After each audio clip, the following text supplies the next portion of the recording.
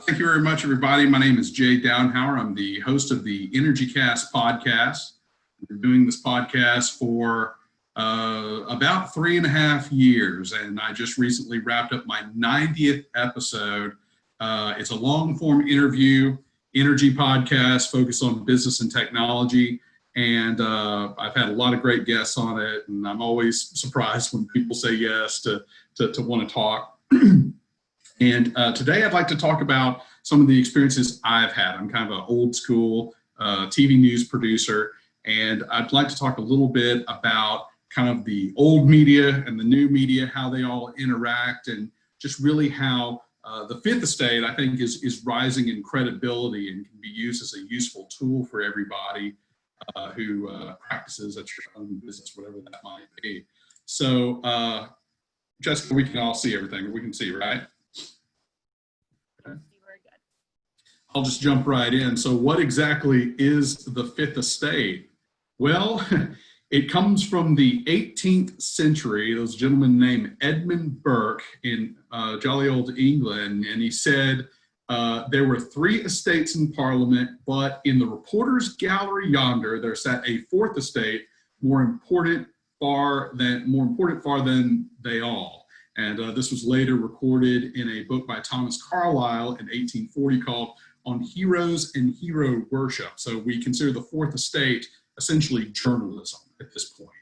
And the most important invention, I guess, since the press, the printing press, was of course the internet. That gave rise to what we call the 5th estate, which are blogs, podcasts, other social media. That's what we call the 5th estate.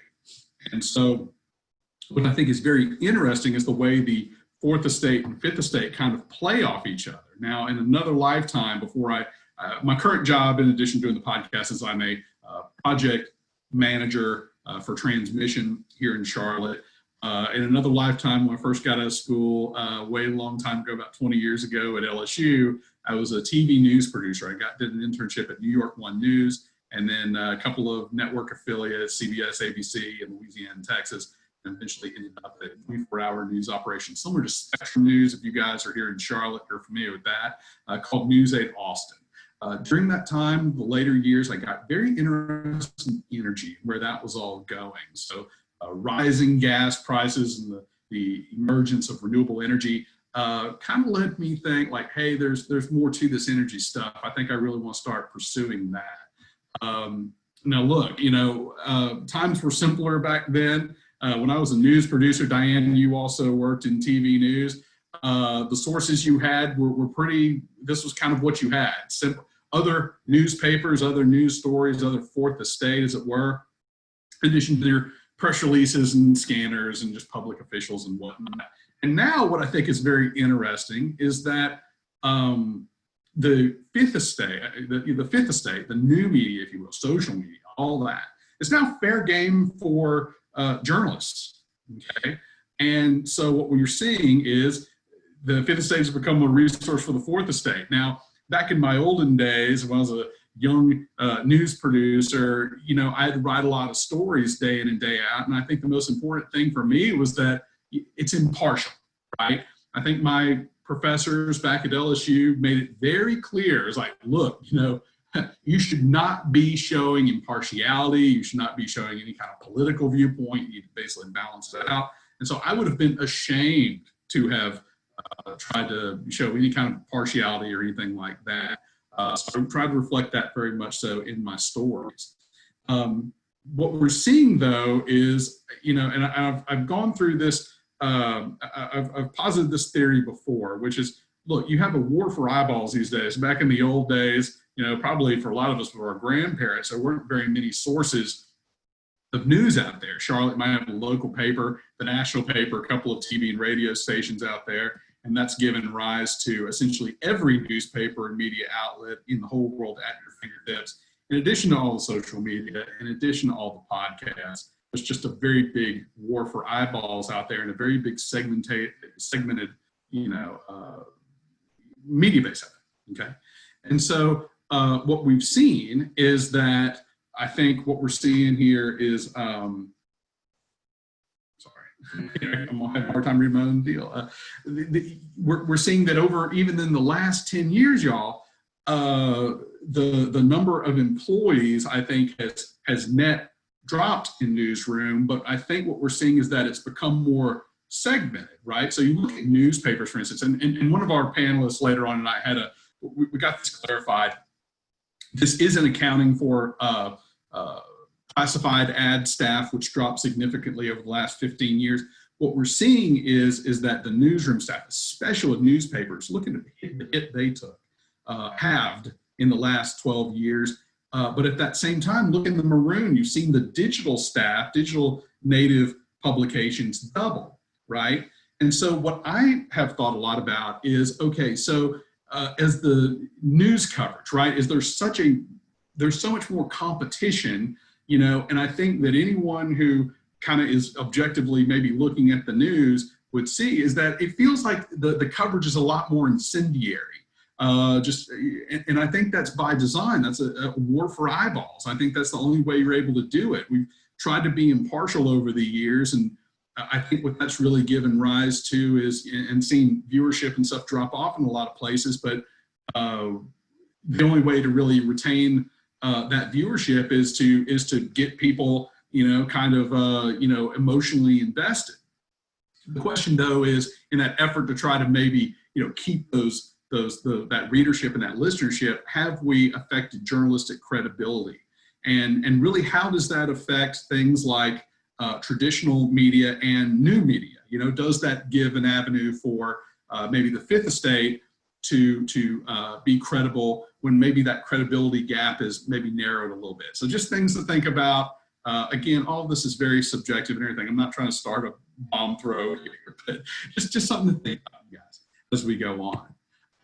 And look, a lot of you are practitioners. A lot of you work for companies, you know, maybe you work for a utility or maybe another energy sector. And, you know, we'll never see a newspaper ad or sorry, a front page newspaper story that just says, hey, another day, isn't that amazing? We all have reliable electricity, or if you're in oil and gas, you know, the pump is full. So how do you get your message out? How do you get your positive message out? I think what we find a lot of times is, you know, look, the media like to, they like to, you know, have maybe sometimes like a victim, right? If you're a big business, you know, like how much sympathy you're going to really get for that effort. So we have a hard time maybe getting our message across, right? And so we've seen options like this where a lot of times maybe companies go internal. And we talked about this, Dianne and I, we had a couple of guests on about 2 months ago. Hope you were lucky enough to watch that. We had a representative from Con Ed and Framatome. And the Con Ed guest that I had was talking a lot about how they're enterprising stories, right? So you've got stories like this. During COVID, Con Edison in New York City had their fabrication department do face shields and did that for the frontline workers for COVID. And if I were a TV news producer, I would, even if Con Ed sent me a press release about that, I think that would have been newsworthy enough for me to send the video crew out. I might even put it into a news package, depending on what day it was and how busy the news was that day. But I think there's a lot of opportunities for corporations to almost enterprise their own stories. I think we're seeing a lot of that. And that's something I think that Diane's going to want to talk to our panelists about is, you know, this comfort that a lot of, you know, our large companies and their communications departments are having with, you know, just enterprising their own stories.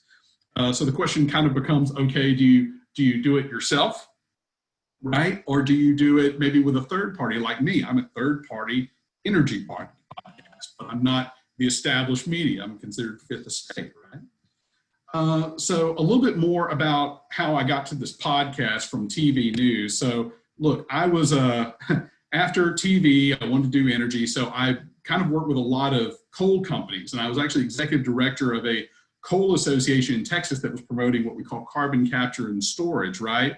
And I got to speak a lot and all that sort of deal. And then, you know, the economy hit and things went kind of belly up there. And I ended up working as a project manager I've got my MBA at that point in the oil and gas sector. And so I did a lot of projects in the oil and gas sector dealing with recycling water for fracking and treatment and just really all of that. And let this be a cautionary tale if anybody has a journalism degree and wants to, find other avenues. I thought about this morning, put the slide together real quick. In the last 10 years between 2007 and 2017, I worked for all of these companies, and it's sad to report that many of them were not concurrent. I did a lot of work for some of these people. I think E4 was lucky enough. I had a small little contract with them. We did some work together. But I worked with a lot of oil and gas companies, a lot of energy companies, a lot of public policy groups, and had built a pretty big network. And toward the end of 2016, I had a job where I was driving around a lot and could listen to a lot of podcasts. And I was checking to see what was going on with the energy sector. And there really was kind of an opening there to have a podcast that talked about all forms of energy, both the electricity and the oil and gas stuff, and do it in a way that I think was a little less partial and didn't demonize a lot of things like coal, oil, gas, nuclear, that sort of deal. And so in 2017, my first episode, I started the Energy Cast podcast after asking a lot of questions and kind of seeing how these things were done, right? And so a little bit about podcasts and kind of what they do.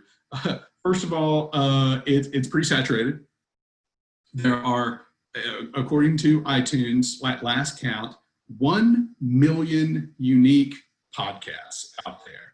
So all those little squares you see there, those are all podcasts. Those are all shows, right? And they can range anything from ones that get millions of viewers to ones that maybe just be a friend and two friends talking. And the other statistic that I thought was very interesting, you can see it up there in the headline. I'm not going to read all these bullets to you. I wouldn't do that to you guys.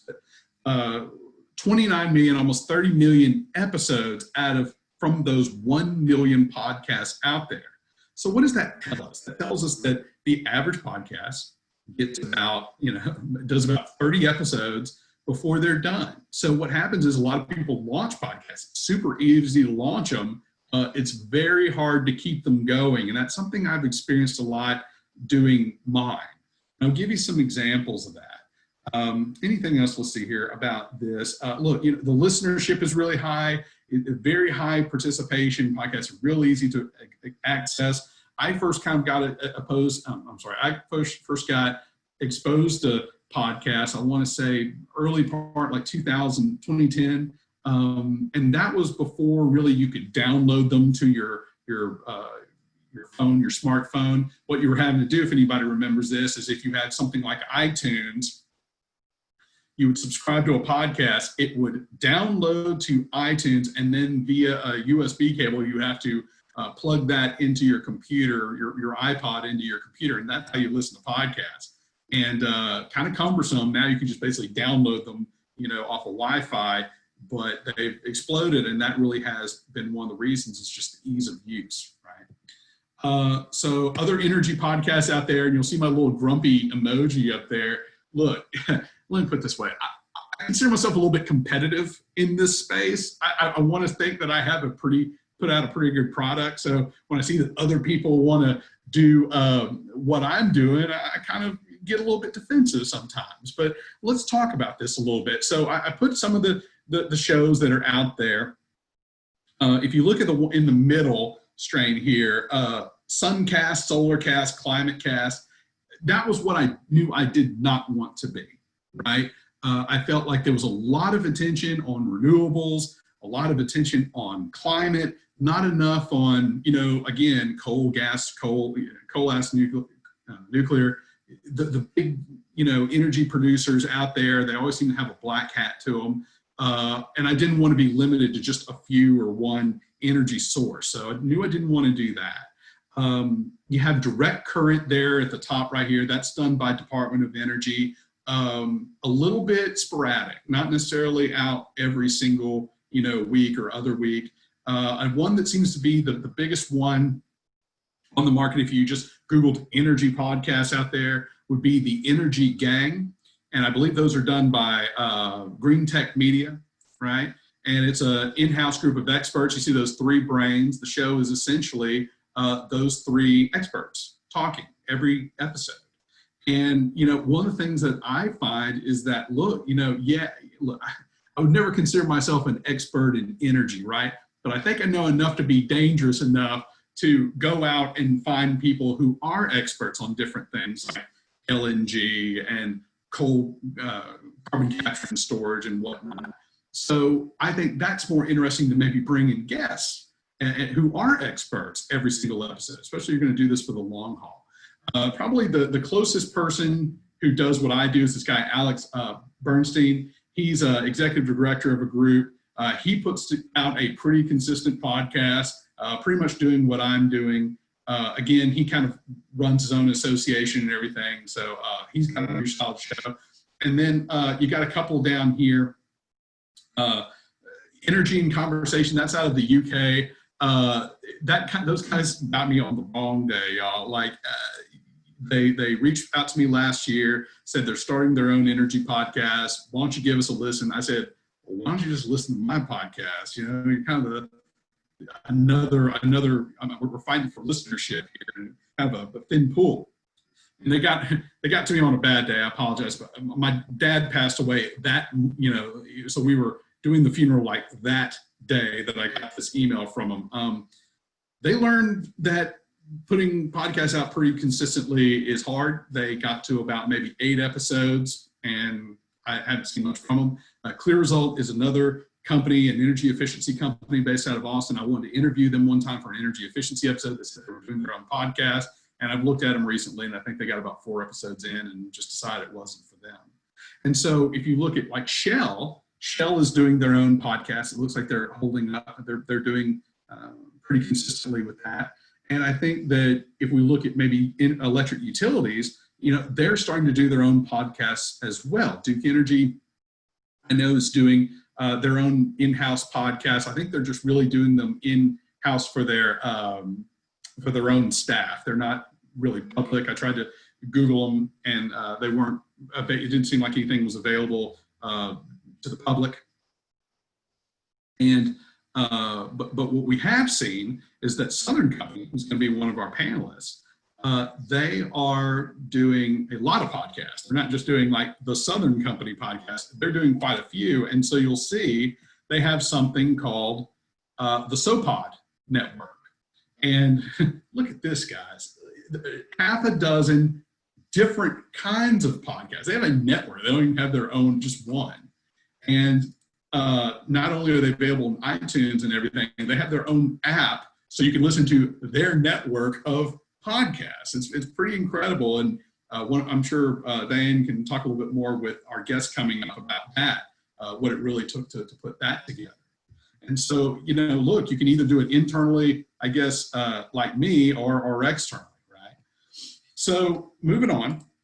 One of the things I really like about podcasts is that it's a format where it allows the conversation to breathe, right? And I do a long form interview podcast. So it's just me and a guest going for, how long we care to talk about. And you compare that to other forms of media out there. You compare it to, I worked in TV where we had packages and VOSOTs, sound on tape. And the rule was essentially is that every sound bite is usually no more than 15 seconds. Now, in a podcast, the interview can go on for a minute or so. You look at print, you have limited space. Stories don't just have super long quotes in there. That's not really the key to the format. Go to cable news. Look at this. It's 24-hour news. I mean, they have all the time in the world to fill in their day. And think about all the segments that you see. They are always so time limited on 24-hour cable news. They'll have a guest on and only have them on for 4 minutes and tell them their time's almost up. If they're having an interesting conversation, why don't they just go on to the next block? But they really don't do that. And I think that that's one of the benefits that podcasts kind of allow. Really lets you get a little bit more unfiltered and a little bit more complete with your thoughts in the conversation. Okay? And so look, this is all new territory. I graduated in 2002. We didn't have podcasts back then. We barely even had an iPod at that point. They've actually kind of nominated St. George Prekka, the unofficial saint of podcasts at this point. These are not coming from the saint, but these are coming from me. And these are some of the kind of mantra items that I like to think are good. First of all, keep it professional. Look, I have a journalism degree. No matter where you're coming from, so look, if I have a journalism degree and I've done TV news, was a TV news producer, why am I going to just be loosey-goosey with the podcast format? I want to be professional. I want it to come off, well. I want the audio to be good and the questions to not be silly and stupid. One of the podcasts that's real popular for sports is Barstool Sports. They had a really good interview. It was a get right after LSU won the national championship last year. And the first thing the host does when the podcast starts is he belches into the microphone. And I'm like, yeah, that's classy. And I think that brings the whole format down, because I think there's a lot of just clowns out there who it's real easy to record yourself. You can record yourself on a phone and upload it as an MP3, make a podcast out of it. I think it's very hard to do well. And you look at some of the things that maybe NPR has done, Serial, some of these things that are very produced. And, that's, I think, a sign that the format can be done very professionally and very well. Staying on brand. I'm calling my podcast Energy Cast. I don't know if you can get much more broad than that, but there are some things that some lanes I like to stay in. For instance, I want to talk about energy. I think a lot of energy podcasts out there want to talk about climate change and just CO2 and that for, CO2's sake. I will talk about climate change. I will talk about CO2, but really as it pertains to energy issues. All right. And I think that's really me staying on brand there. And then finally, don't waste people's time. Look, it's a blessing that someone would even care to want to listen to you. And one of the things I noticed with a lot of these podcasts is, I said earlier that the conversation, you're allowed to breathe, but so many are just basically, they're just running the microphone and not editing anything out. And it's just a lot of nonsense talk before they get into, why you really tuned in. So when I put my shows out, I really try very hard to not waste a second of your time, and I'll show you what I mean. So one of the things I will do, everybody, is I'll record my conversation with my guest. Jessica, we ate here the first time. You remember this cup? I'll do we'll do an interview. It'll be about 30 minutes to 45 minutes. We'll do about a dozen questions or so. And once I get that raw audio, I'll go in and start micro-cutting the audio. And what I mean by that is I'm cutting all the verbal pauses out, all the dead air, all the stuttering, all the, if a guest kind of starts an answer and then he wants to restart, I'll cut that the part of the answer that he didn't mean to have in there. I've gotten pretty intuitive about that. And what you're left with is from about 30 minutes or 45 minutes of a conversation, that whittles down to about 20 minutes. And it's tight. It's basically point to point to point. And but the problem is that it takes a long time to cut all of that. So I spend a lot of evenings. Most of the time I spend working on the podcast is me meticulously cutting down these interviews so that there's just no fat in that conversation. But when you're talking to Ph.D.s or somebody, you find that really helps because, it can get very technical very quick, and it helps to maybe move these things along. Speaking of, I got about 6 minutes, so I'm going to kind of start boogieing on this. One of the other things that I do is that I will send the questions to the guest beforehand. And that really kind of gives a little bit of comfort. I think that gives the guest a comfort, especially because I'm a podcast, I'm not an established newspaper or somebody, which when you think about that, really what I'm doing is I'm sending them the questions, but then I can do follow-ups or ask any question I want to. So I think that gives me a little bit of journalistic integrity, that I'm not just basically feeding them, the questions. They still need to be on their feet.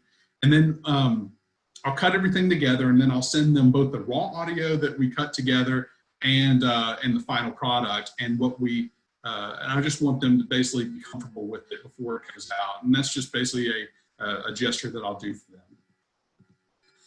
The way that I approach energy, they approach energy, we talked about this in the past, they really do give a lot of black hats and white hats to our energy sources out there.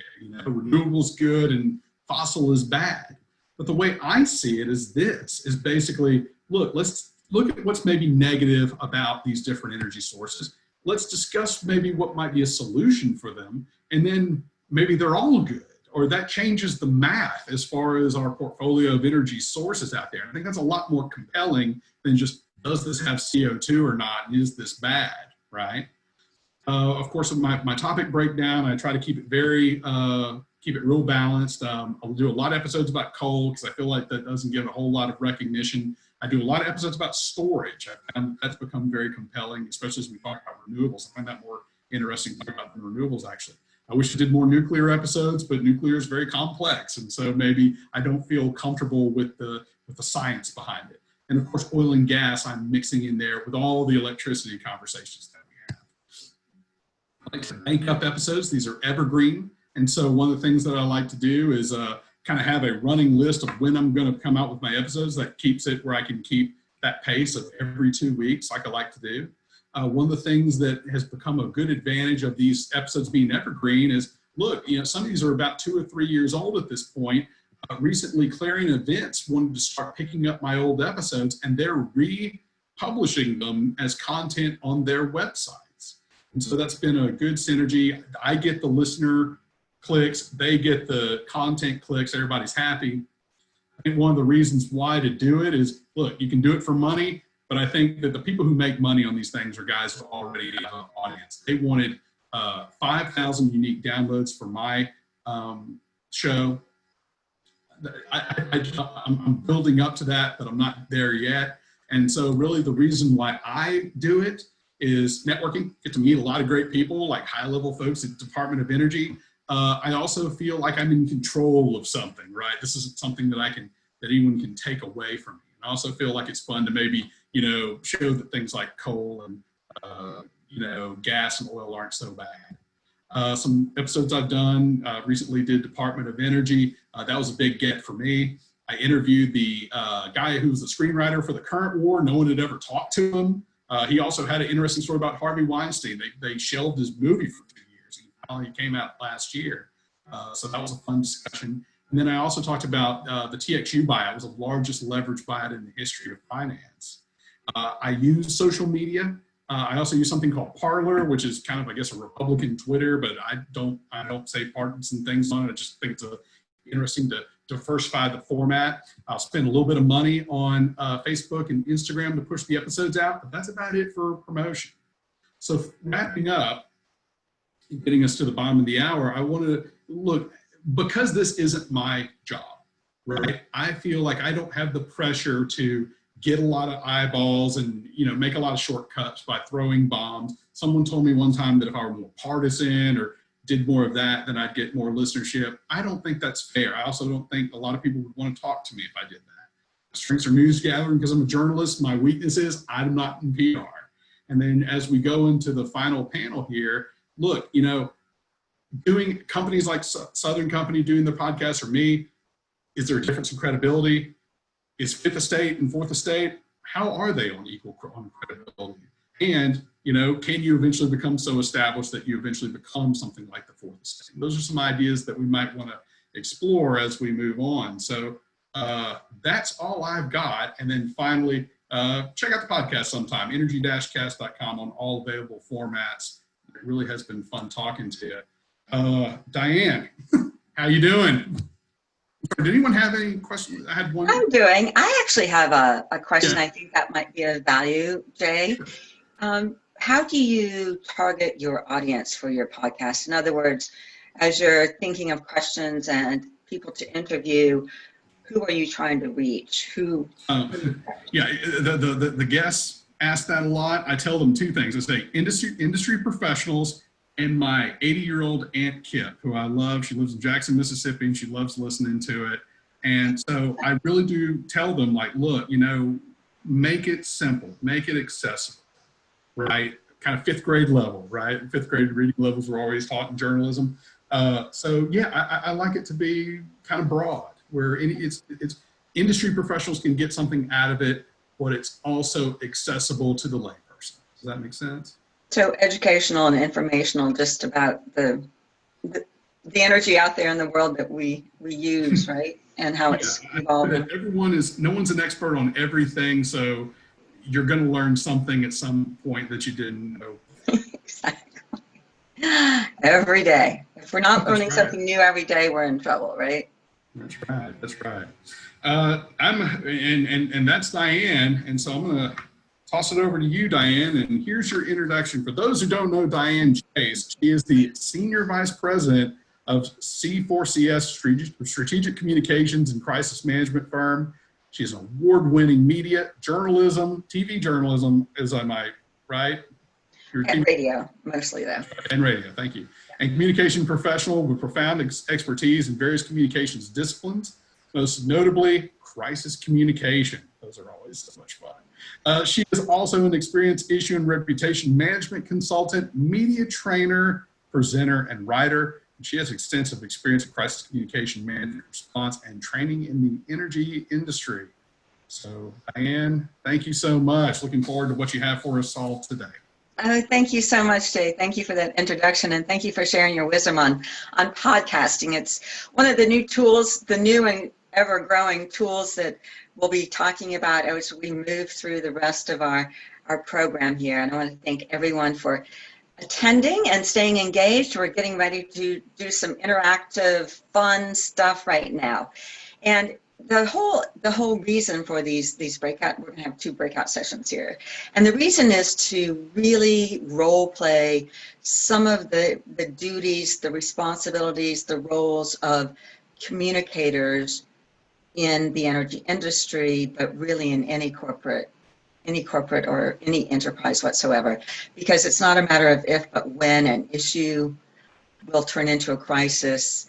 And depending on how that crisis is managed and communicated about will determine the impact it has in the short term and the long term, in terms of everything from your reputation to your brand equity to your bottom line. So it's really important to understand the critical aspects of communication. And so we're all going to do a little role playing around that.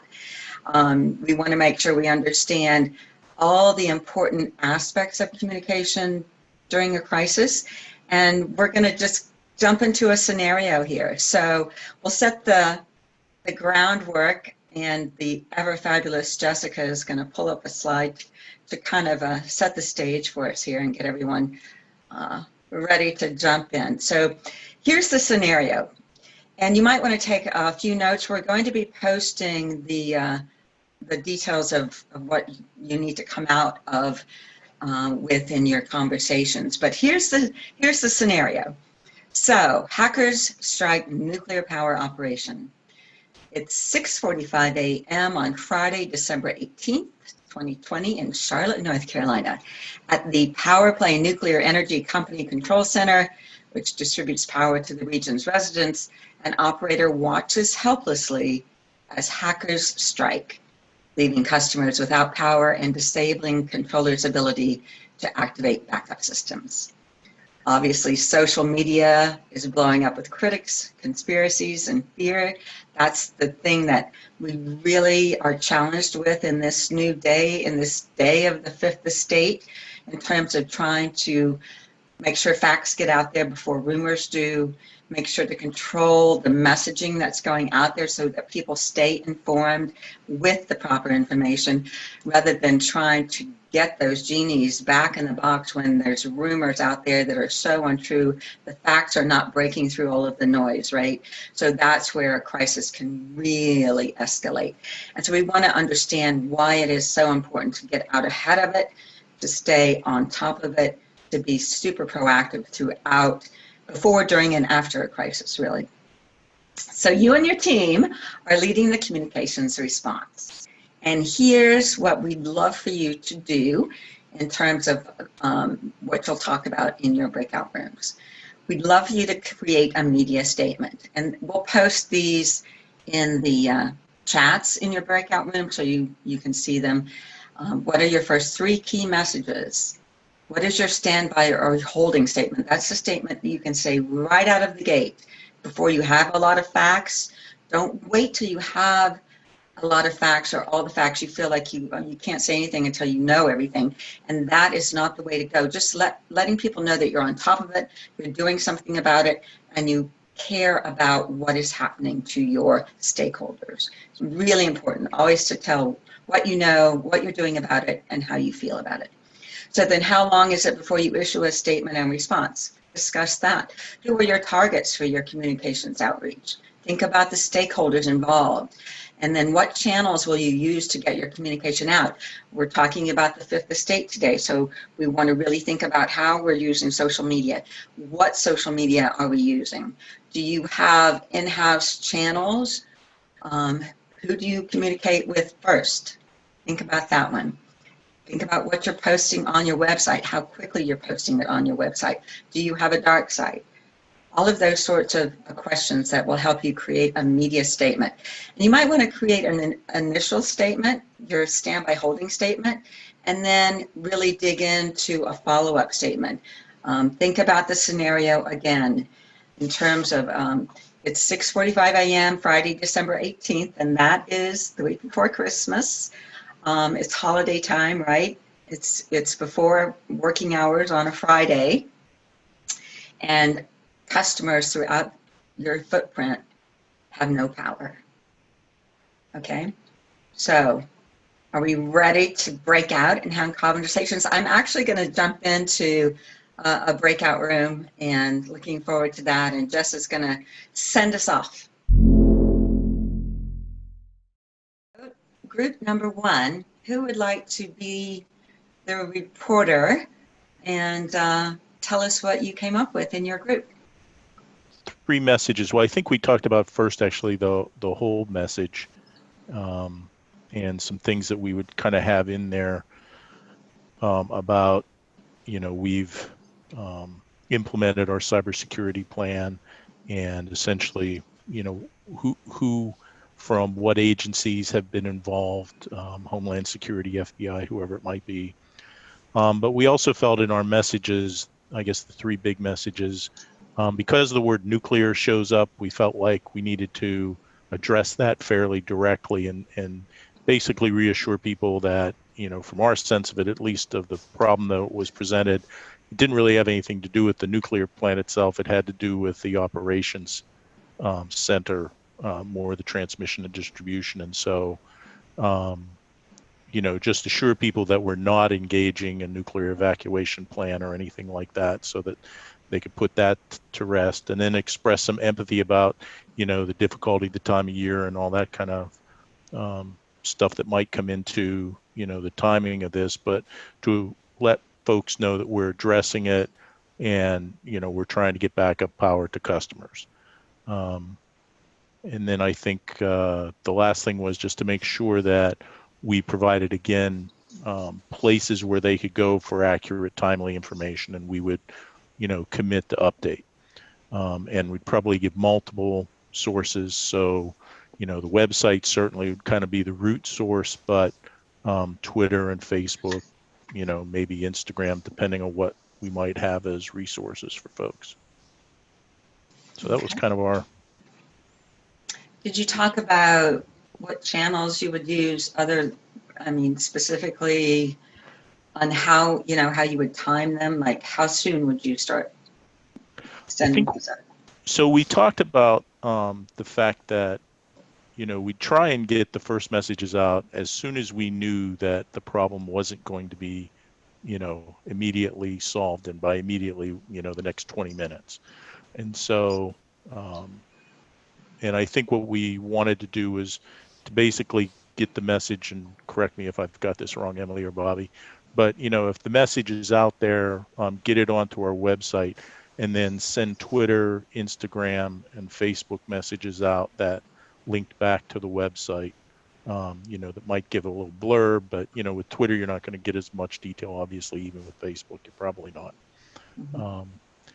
And I think those are probably, we talked about a little bit, but I think those are the 3 resources. We talked about LinkedIn, but I don't know that people go to that for immediate information. Correct. So I think we were looking mainly at those 3 resources. It depends on what, the company is set up beforehand, I think, too. Exactly. If they've got other systems in place, and maybe they would have some knowledge of how often people access those. Exactly. And that is such an important point that you bring up in terms of preparedness. So do you have a dark site? Do you have a hotline, a 1-800 number you can bring up in a crisis for people to call in? Who's monitoring that? That kind of thing where it's just critical to be super responsive. And it's important because it mitigates the damage. It keeps that misinformation tied down as much as possible. And again, it shows people you're on top of it. It instills confidence in your stakeholders. It instills trust. It builds reputation. Crisis never, the saying is never waste a good crisis. A crisis is a time for you to shine, to build your reputation while you're in that difficult spotlight, and build it to a point where it actually is even higher than it was before the crisis. You're establishing your leadership in terms of the way you manage a crisis and come through it, the way you communicate it through it. So in a crisis, there's the managerial response, there's the operational response, and there's the communication response. And it's a Venn diagram, and the sweet spot in the middle is coming through that crisis successfully. It has to be handled well in all three of those planes. So any other thoughts from group one? Any other comments? Did you talk to any degree about your stakeholders, who your audiences are? Did you talk about internal?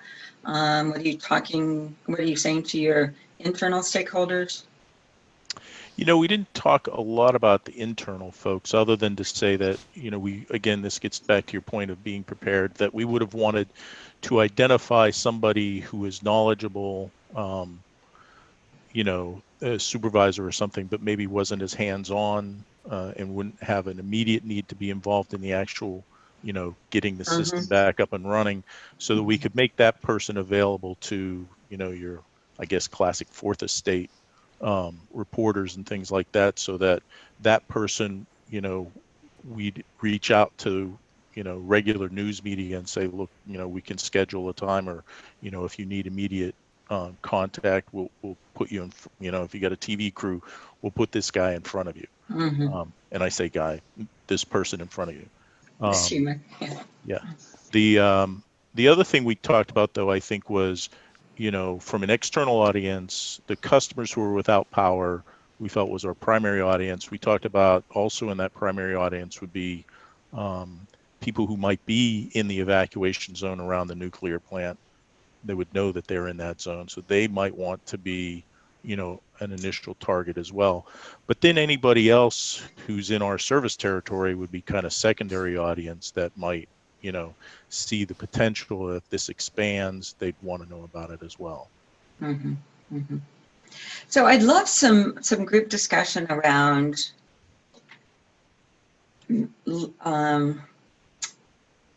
focusing on the fact that this is a nuclear operation.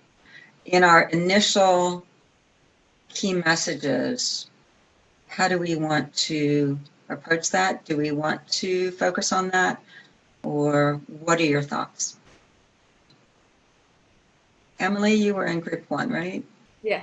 Okay. Yeah, so we discussed that a little bit, and mostly around the fact that if there is not, and it does not appear in the scenario you gave us that there is an immediate concern with the nuclear side, right? The immediate concern is, or the big concern is the outage, right? The number of people affected. So if that's the case, then as John said, we would want to point that out, right? And but not in a, John, how did you word it? Not in a manner to where it alert or concerns people, but just let them know that, yes, there is some concern out there that, this is affecting the nuclear plant, but we are not concerned. We are not currently, evacuating or have plans to evacuate. In other words, to minimize that, diminish that concern as quickly as possible, and to keep that message out there if it's not really a concern, right? Having to evacuate.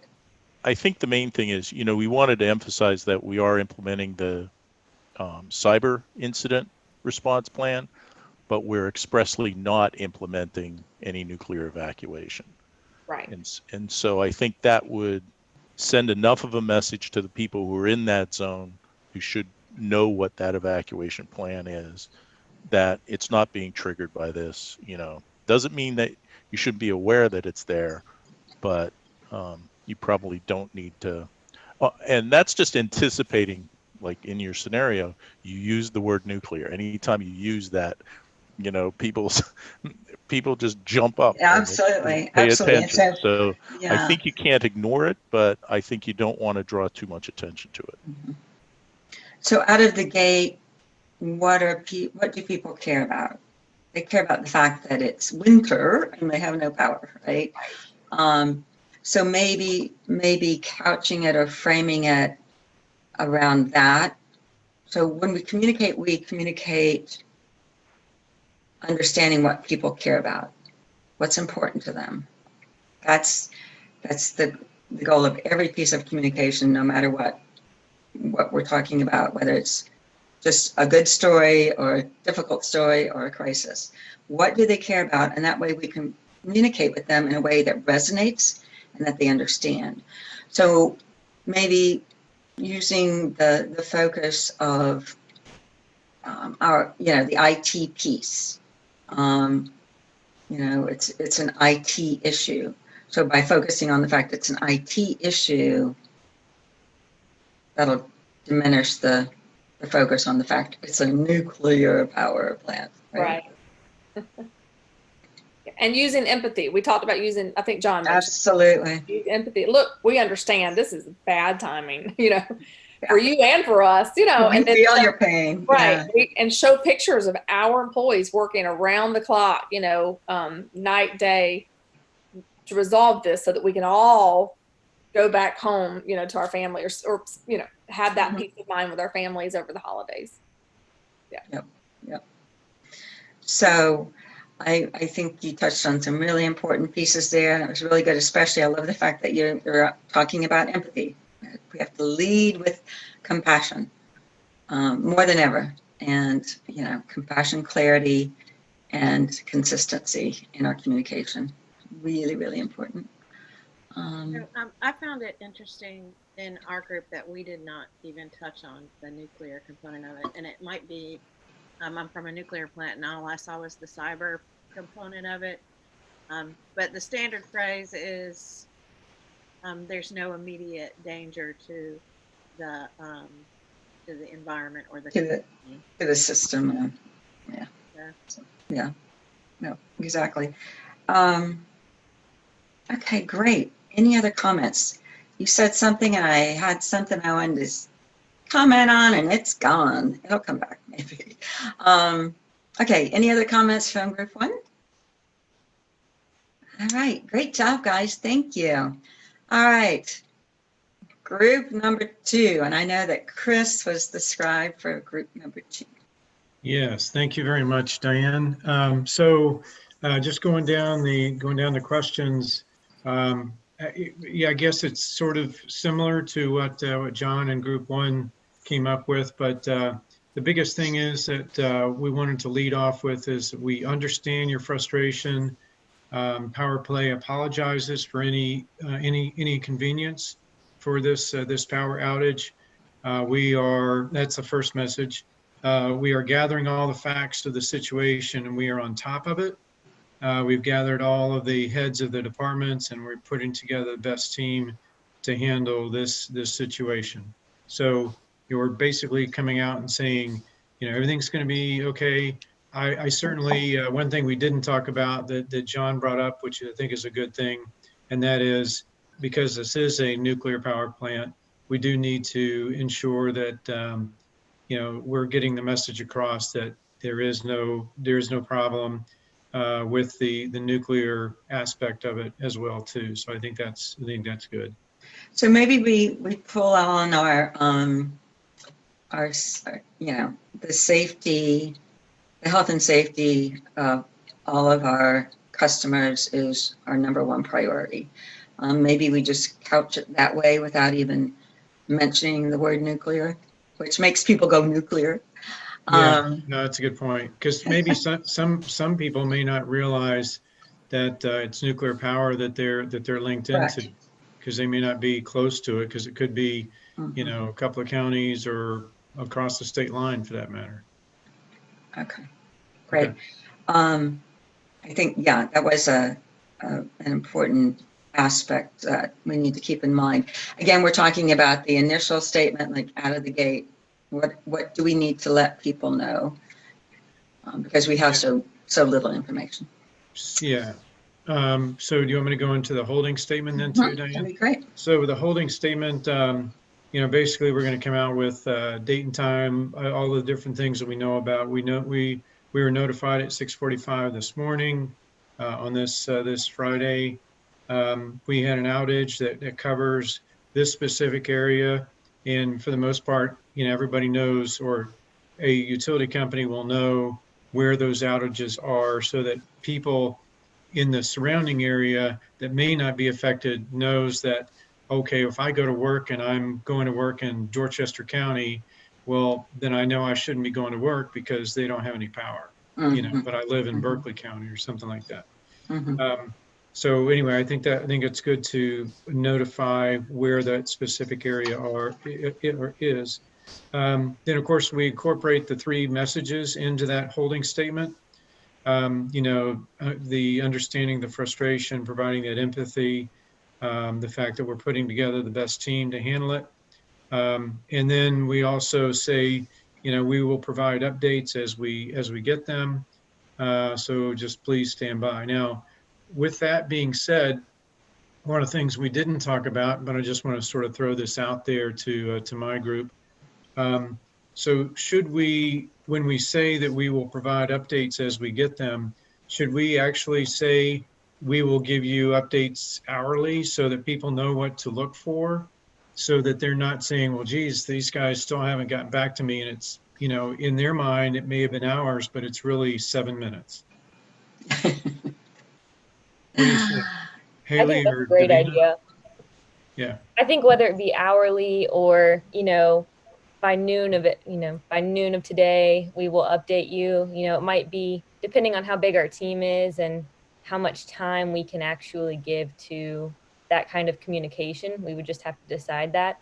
But I think giving people expectations and then meeting them is a lot better than giving an ambiguous idea that, you know, someone can assume is 10 minutes from now we'll update you, and then, you know, be disappointed. So I think Right. that's a great idea.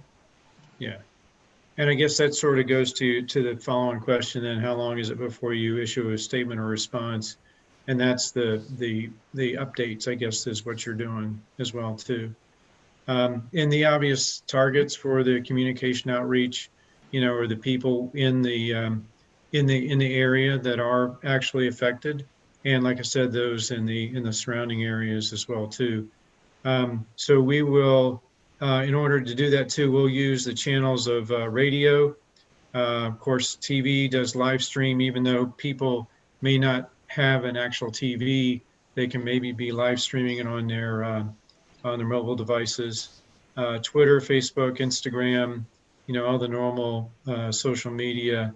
And then with all of those, to John's point and Team One's point, you always make sure that you have a link back to your website, because I think that's really key.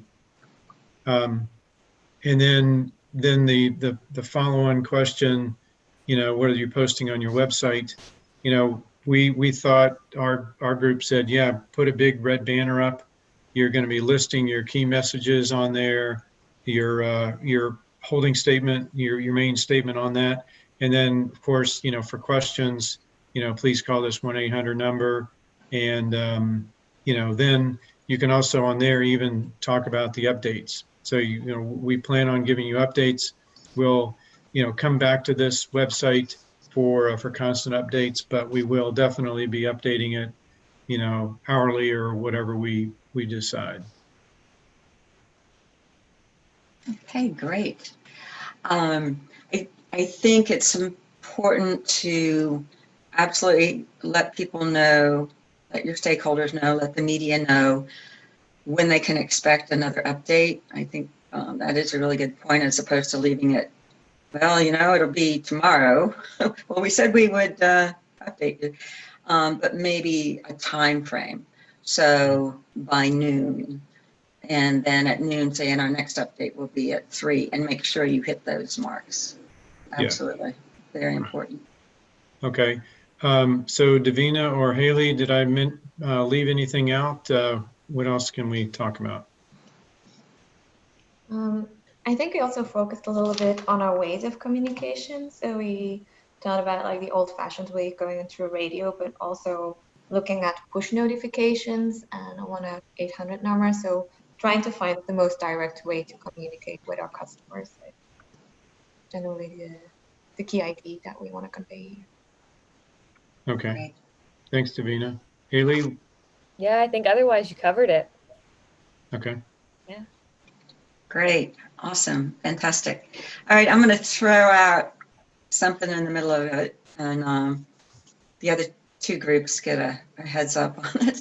But when do you tell your employees? And how do you tell them? How do you reach them? Do you know, in your organizations, in your corporations, in your enterprises, do you know how to most immediately connect with all of your internal stakeholders, your employees? Well, Yeah. most all of them will have emails, right? So you can send out emails to them, or text for that matter. Yeah, we use direct messaging. So DM. Yeah. Yeah. It's like our internal social media platform, and we use DM. And so that will push out to their mobile devices? Yeah, your mobile device, your computer, any kind of device you're on. So as soon as you log on in the morning, if you want to keep that strict balance between work and life and not embroil that, then you can see it in the morning. As soon as you log on to your computer, you will have a pop-up message. But if you're sort of a critical person that has to deal with these issues, you'll get a phone call, and it's kind of expected that you're on call for these kind of tasks. So it depends on, I think, where your interest lies and which kind of stakeholder you are for a given situation. But in general, I think it's just a general communication, either through our DMing, instant messaging, or on our messaging board. It's sort of internally at CO Partners, we have this big message board, and we can send out notifications as well, sort of as a social media page internally. And so it'll be the same messages that will be external. Is that? Or do we know enough to tell them to stay home?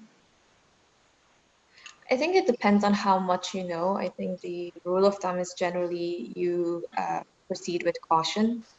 So it's better to be a little bit too careful than a little bit too rash.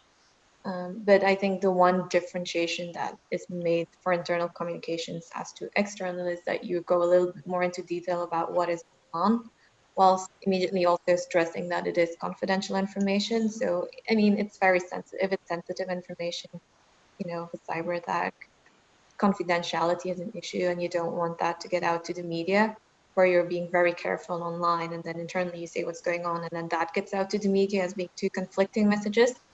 So I think you try to minimize that impact and stay coherent across the line as much as possible, also with your own employees, just like I would say the crisis team. Yeah. You bring up a really good point. So I train around a philosophy of a one voice policy.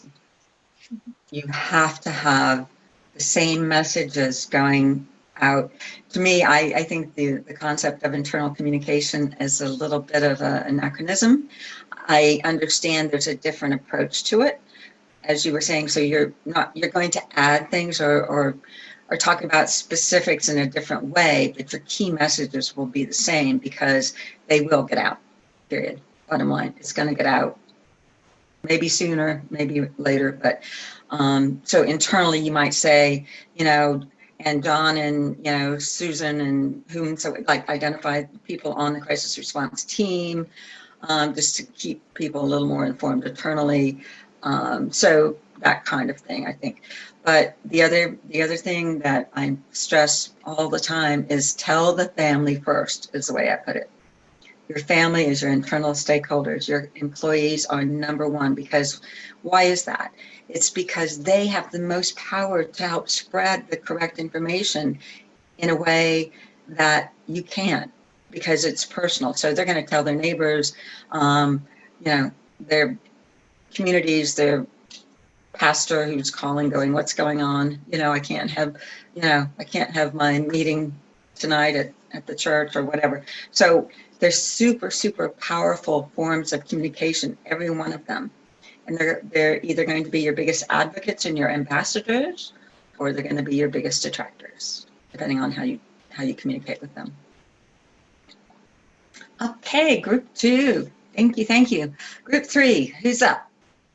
So something you asked about employees, like when do you tell your employees? And that was actually one of the first things that we thought about, was like, first thing we want to do is tell our employees, because exactly that, like their neighbors or their friends are going to be like, oh, you work for Duke or wherever. Please tell us what's going on right now. You've got the in. Right. But so we genned up basically a statement. So our first statement would have been something like, today at 6:45 a.m. we experienced a cyber attack on our data centers. We have procedures in place to address this issue, and our cybersecurity team is actively fixing the problem. We are determining an estimated time of power restoration. Updates will be provided on www.ourwebsite.com as more information is available. Our goal is to get your power back on as quickly as possible. Thank you for your patience. And then that would be our initial statement. So we acknowledge the issue. We talked about that. There's 3 A's. You want to acknowledge the issue, assess the situation, and address any concerns. Which 3 A's, I thought that was really good. Like, little acronym or mnemonic device to kind of remember what you wanted to do. So we genned up our first statement. We decided we would release that on all platforms. We talked about using an internal, like, company social media app, Facebook, Twitter, just social media in general. Using a calling tree, so kind of like getting that out to all of anybody. We talked about people, folks who weren't, like our customers who weren't up on social media or weren't, didn't check that stuff regularly. So some kind of calling tree, some kind of a cell phone or other kind of notification. We also talked about going to news outlets, sending out emails, that kind of a thing. And then our target customers, our target was actually, we initially talked about just the affected customers, but we realized that, like, you want to talk about all of your customers, because even as you're restoring power in one section, you may have to move power around between as you're restoring, or it might affect other people. We also talked about notifying our vendors, so anybody that is really like working for us, our subcontractors.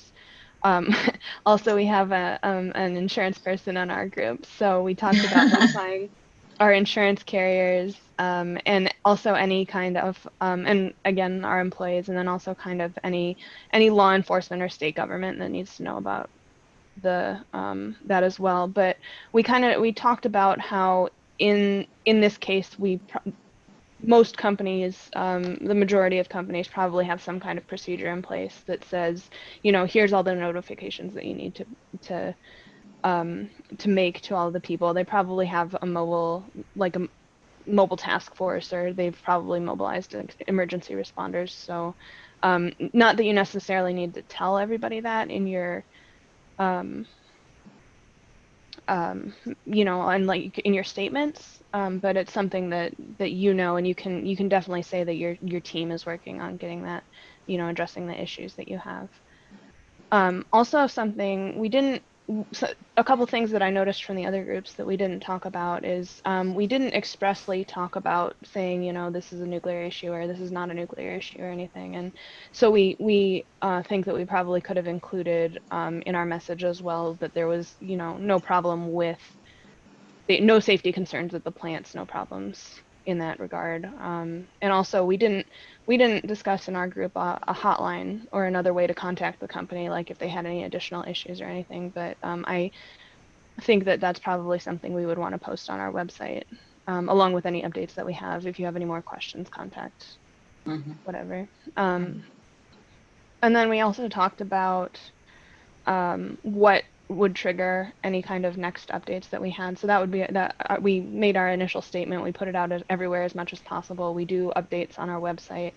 And then any other statements that we issue would be, we talked about having a regular update saying, you know, we're going to do it every 6 hours or whatever, and then expressly saying our next update will be at, and then meeting that goal. So that was something that a couple of the other groups picked up on too. And then we also said that if any key events happen, like all of our powers returned to service, or suddenly all of our computers exploded and we have to go buy new computers, and we know it's going to take us 48 hours, then, you know, getting that information out right away. My computer explodes about every day. Okay, good stuff. What I heard new, and you got some props for talking about your vendors and your other external stakeholders, which is really important. But you also mentioned the media. So I don't think I heard that in the other two. So obviously very, very important. And in the next breakout session, we'll dig in a little bit around that. There'll be hopefully some discussion around the questions in our next inject, as I like to say, as it evolves. So good stuff, keeping in mind, but to your point about all of that should be in place. So your crisis response team, you have a designated crisis response team, and depending on the crisis, you're going to pull in your head of IT, or you're going to pull in your head of environmental safety. You know, those subject matter experts, your key people in those areas within your organization. But you'll have your standing crisis response team identified. You will have gone through regular trainings and scenario-based trainings and things like that. But you also mentioned in terms of like regulatory agencies, right? That's another one that we haven't really mentioned. But again, this is out of the gate, and we need all of that in a plan, so we don't have to figure out like, okay, who else do we need to tell, right? All of that is identified way ahead of time, and then you just rock it, you know, out of the gate. You know who you need to tell, how, you know, what, maybe there's a different format that you're going to tell a regulatory agency or a state government agency and things like that. And there will be parameters, I'm sure. I mean, you're not going to identify everybody in the world when you have an outage, right? So it just depends on how it escalates, if it does escalate. Good stuff. Anyone else on Team 3 want to chime in? Sounds like you had a great group. Actually, I was going to say something too, really quickly. So I'm the insurance geek, the risk manager, and one of the things I was going to say is a lot of times, depending on the cyber event, if you have cyber insurance, your carriers, they have resources. They also help you manage that. So they help you with communication and media outlets and so on and so forth. So for those of you that have that, or you don't know if you have it, I would definitely encourage you to go back to your companies and talk to your people to see what, if any, coverage you have and what's available, because that's a great resource. Fantastic. So they actually have a response team, for an operational response team or a communications response team involved. Correct. And legal as well, as, you know, because there's a duty to notify as well. Correct. So. Excellent. You know, just to follow up on that, I will mention, because I've run into this as well, sometimes the coverage only comes in if you use their consultants. That's specified in the insurance. And so that's another thing to kind of be aware of right at the beginning. If you use some other consultant than they've specified, then their coverage doesn't cover. Wow. That means I'd be out. Or you need to get approved. Good point. Wow. Thank you for that. Thank you both. That's great intel. Anybody else on the team want to comment? All right. Awesome.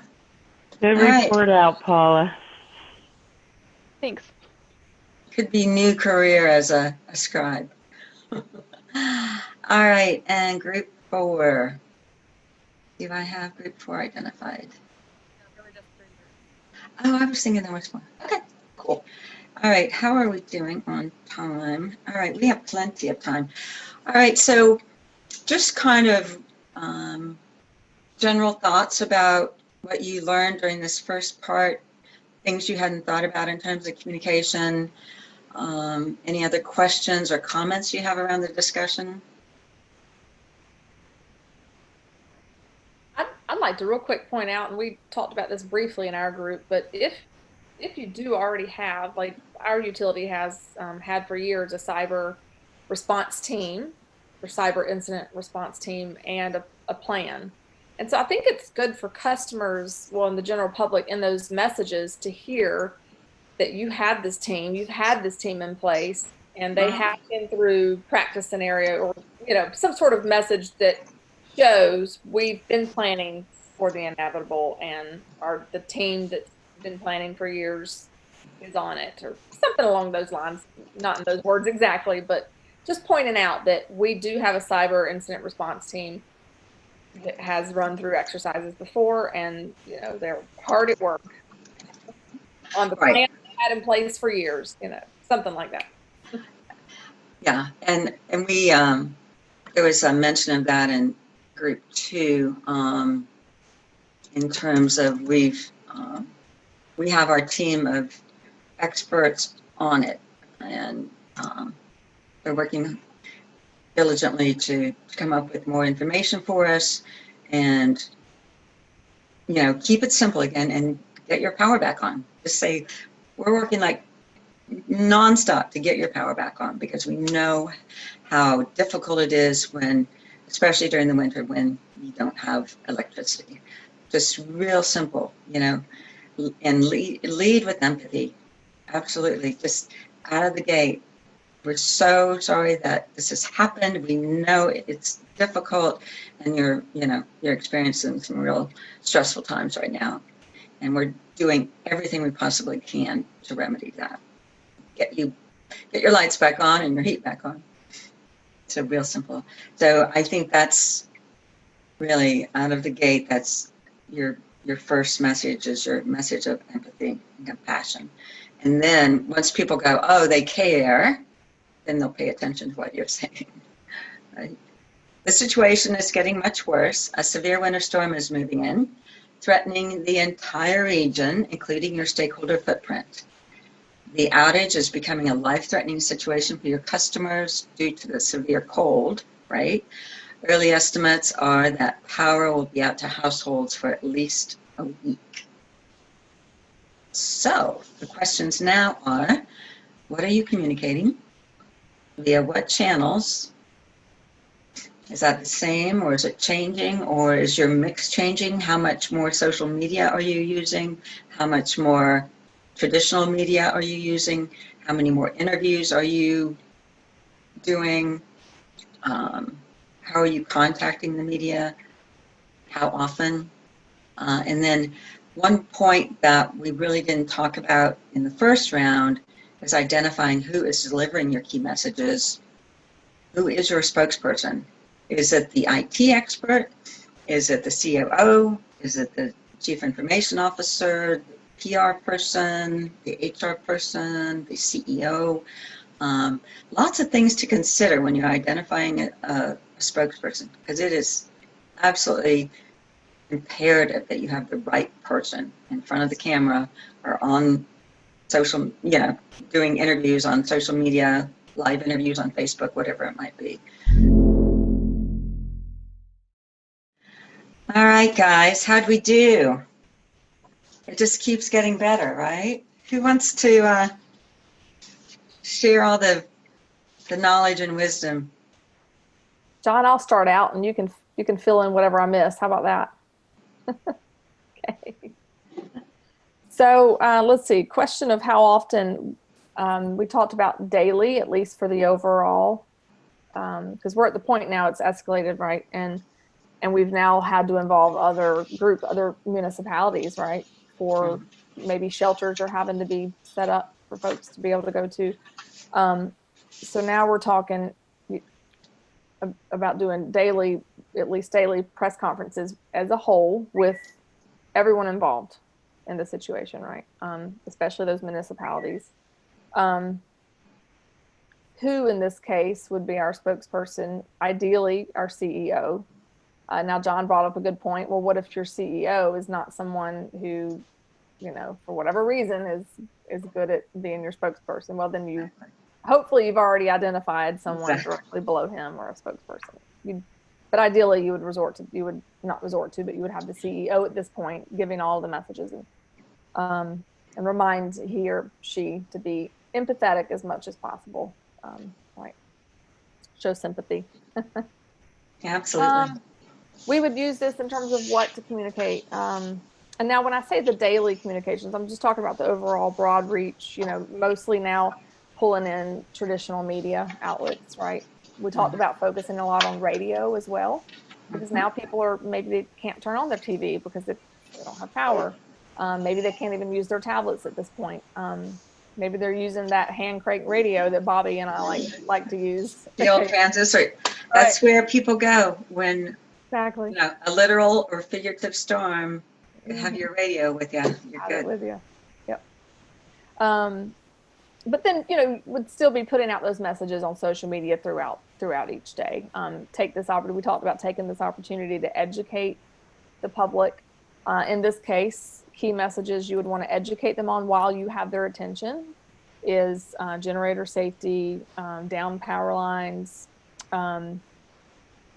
power safety in terms of making sure you keep your stoves off. And Bobby brought up the point of natural gas stoves as well, so that when that power does come back on, you're not creating some safety issue for your home. And then with the natural gas stoves, you're not creating a carbon monoxide safety issue. And we didn't talk about this, but I thought about this, John and Bobby, after we stopped talking. Frozen pipes, you're now to the point of, well, are your pipes going to start freezing? Well, now we've got to communicate about that, well, at least my utility would. I know not everyone. Yeah, we have water and sewer that we also service. So what am I missing here? So we talked about too, in terms of, since we're talking about the fifth estate here mostly, right? Right. Remembering to turn off any ads that you might have out there in rotation, and not just for the fifth estate, but for the fourth estate. Any ads you have, billboards, John and Bobby brought up, for those who still do billboard. Be aware of what type of ads are out there, and whether or not that's going to be perceived as unempathetic. Change those ads, or just simply halt them, or make them relevant. Change them to make them relevant to the situation. I think that about covered it. Did I miss anything, John or Bobby? Go ahead. There was one additional thing I wanted to point out, which was we talked about using social media to be more responsive to people, specific people and specific messages, than actually giving out information, but taking more in and responding very directly if whatever needed to be done at that time. Great point. And that's really a wonderful point, Bobby, in terms of, again, reputation building and relationship building with your key stakeholders, all your stakeholders. So listening is the number one skill in communicating. Number one. So listening, be an ear. And again, that offers an opportunity to show that compassion, that empathy, and we understand. We're so sorry. It's a really difficult time for everyone, but we're here. You can be confident that we're on it. We're doing everything we can to resolve it. Good stuff. Anything else? We also talked, and to Bobby's point as well, and to the point of the ads, when you're remembering to turn off those ads or change them. Also turning off auto responses, like Bobby mentioned. If you are now responding to folks on social, then in terms of direct messaging and back channel, make sure you turn those we have auto messaging turned off for after hours. Make sure that gets turned off or changed if you don't have the manpower to answer every question. Change that auto message to reflect the current situation. Yeah. Excellent point. Excellent point. And along with the auto, when you have those teed up social media messages, that you planned in your communication plan to get out on a regular basis, to shut those down, right? Because then you sound tone deaf. You appear tone deaf because you're like, what are they talking about? We're in the middle of this crisis, right? Yeah. Okay, excellent points. Anything else, John? Okay, good job. Fabulous. All right, group number 2. All right. So Haley and myself, we talked a little bit about, and I'm going to share this with Haley too, so that she can be communicating as well. So to start off, what we're communicating, we're certainly going to be leading with the empathy message, because we think that that's very, very important to do. But we are going to be listing the facts, because facts are definitely necessary. We need to make sure that people are realizing that we are going to be updating them. We do agree with having at least daily updates, if not more often.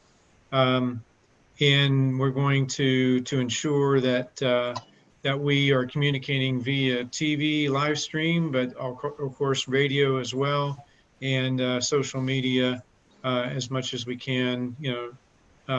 Tweeting or whatever may be on that as well too. I'll turn it over to Haley to answer the other ones, the how often and who, and a spokesperson as well. Haley? Sure. So we talked about having our president be the original spokesperson for this new event, the storm arising. Being that we've already dealt with the past hacking situation, we didn't see a need to immediately discuss that or have him discuss that again. We'd actually rather him have a human approach and go straight into taking ownership for this issue, and the fact that there may be a potential another week of no power, and the inconvenience that that's going to cause on everybody's life in the region, and to start very transparently in that original response, and then follow that original response with how we are going to make this week as great as we possibly can for these people by providing resources, discussing who hopefully our team has already gotten in contact with, places where places that do have a generator and will still be functioning for people to go get food, to whatever they may need, firewood, whatever that looks like for survival mode in that week of potentially not having power. Hopefully we have done our research at that point that he can announce that. And then we talked about it being a strong front as a team to create additional rapport for the company with our region, to introduce everybody on the team who they will be hearing from throughout the week. So introduce your community relations person if that's who's going to provide the resources, or introduce your, even talking about your meteorologist, like talking highly of your sources, talking about how you're working closely with whoever you are working closely with as they're giving you information.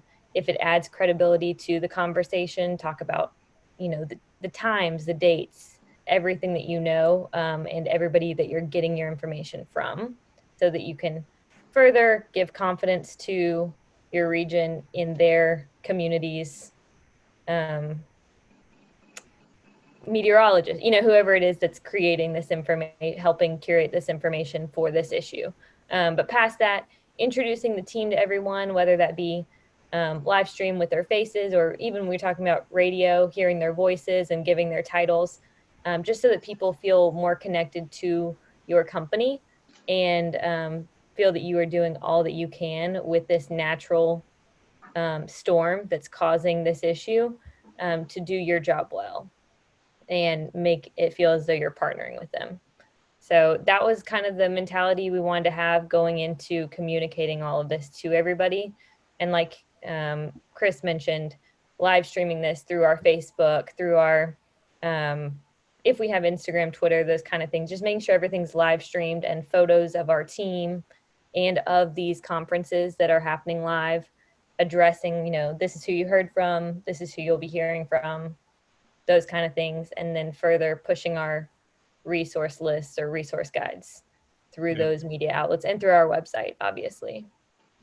And Were there Haley, other one thing, yeah, no, that's it. And Haley, one thing that you mentioned when we were having our discussion in the breakout room, when you said, you know, here's a place that you can go to get food and water or whatever, but also here's a place to go get your devices recharged. Oh, yes, Because yes. those people that are out there that are with their phone or iPads, it's good to have a place to go to that makes them feel good, because as we all know, we can't live without our phones, and if they die, that's a bad thing.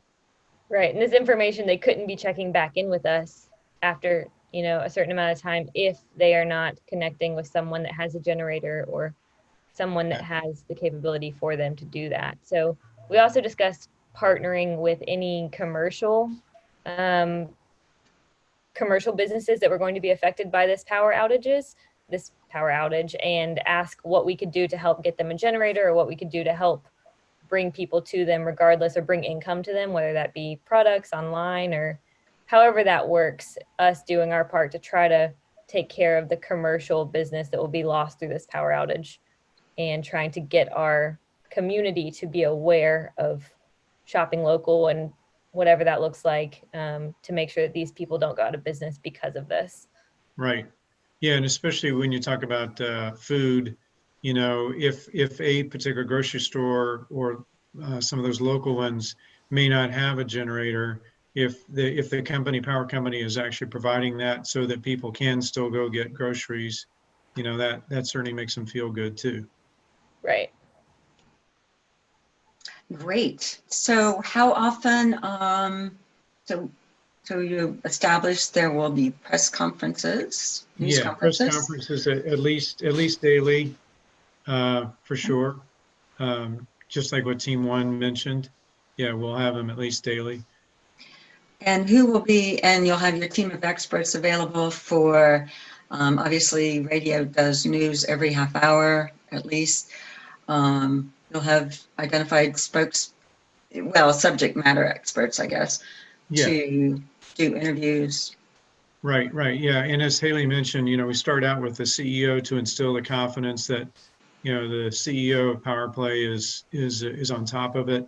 And he introduces his team of experts, like you mentioned, and his spokesperson, because he may not be able to be at every single one of the press deals, but at least that people know who his team is. How are you going to convey the fact that this is not going to be fixed overnight? So I would try in the original message from the president, or, you know, head of staff, to immediately say that kind of with the facts that we are potentially looking at a week of having no power, and to plan for that. You know, hopefully we're working to hopefully make that happen sooner, but plan for a week of no power based on what information we do have. I think honestly, the whole giving people, under promise, over deliver, that kind of thing. I think that's going to work out best for you in this situation, being that it's not completely in your hands, with it being a natural disaster.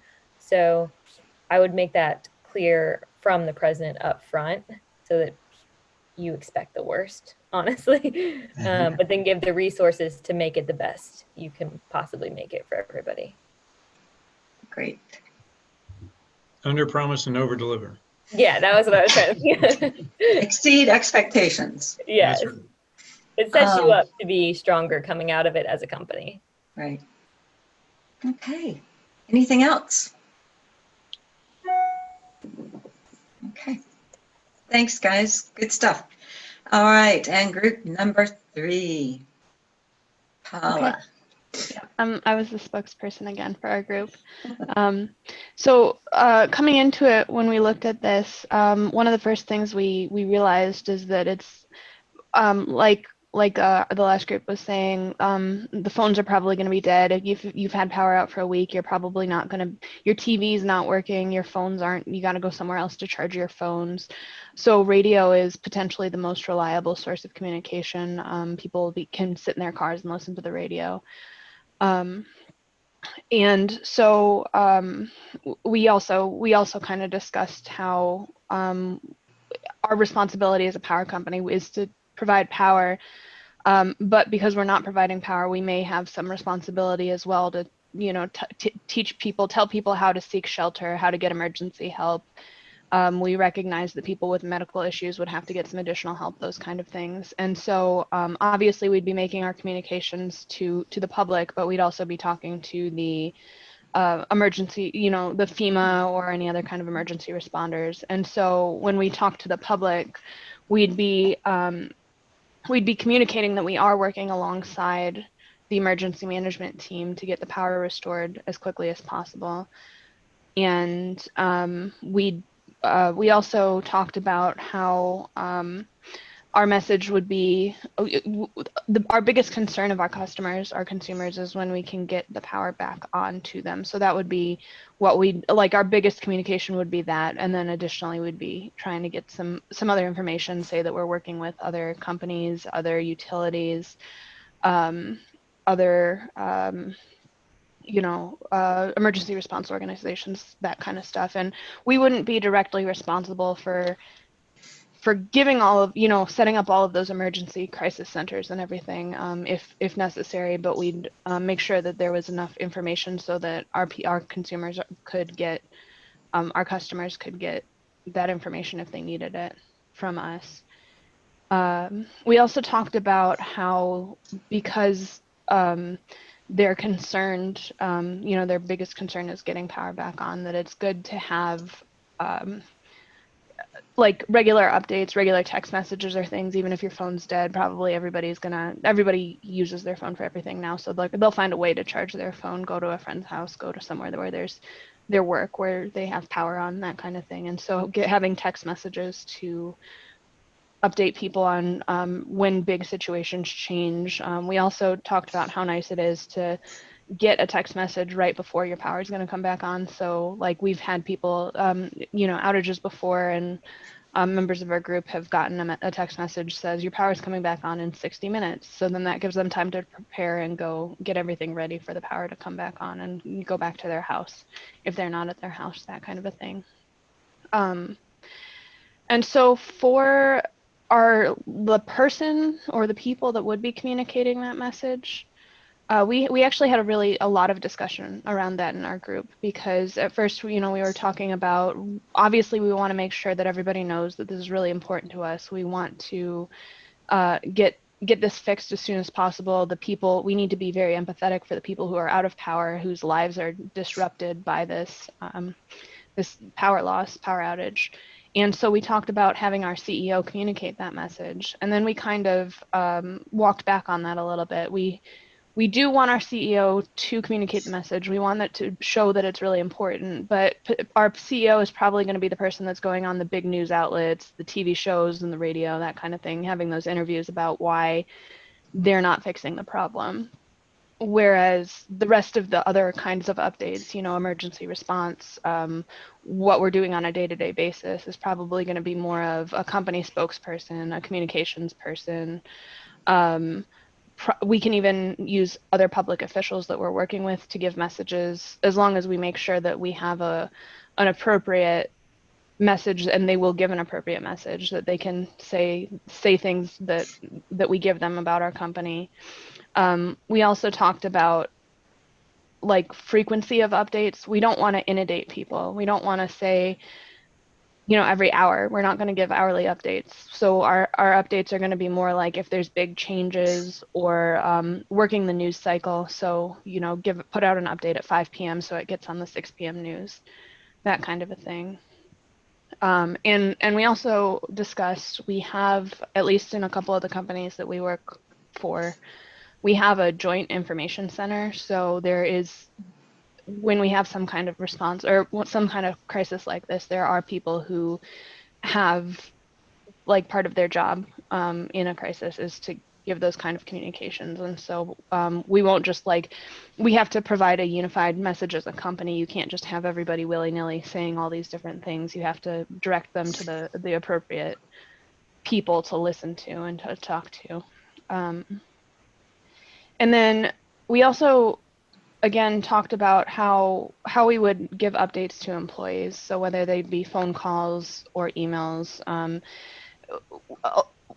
we're mobilizing our employees to fix all of this stuff, but we want to make sure that we give them a unified message as well, saying we are working as fast as possible. We know you're working hard. Continue working hard. Thank you for working and providing power to everybody else, because we all know that everybody needs power back. And those communications internally are probably not given by our CEO. They're also probably not given by our Joint Information Center. It's probably going to be more by our emergency response folks, our HR people, communications department, those kind of things. Okay, good stuff. And within internally and externally, especially as you were mentioning, having, people out in the field trying to repair the situation, is the safety and security of your employees and your customers. Oh yeah, that's sorry. I actually missed that too. We did talk about also, because we know it's a big storm happening, or like perhaps there's a big storm coming. We weren't really quite sure. So one of the communications that we wanted to make sure that we told people is that we would have our teams of our employees standing by to stay ahead of any other disruption. So like if there's any kind of storm damage or other kinds of down powered lines or anything, we'd have people standing by to fix that as much as quick as possible, so it doesn't interfere with us getting power back from our hacking or our data center corruption. Right.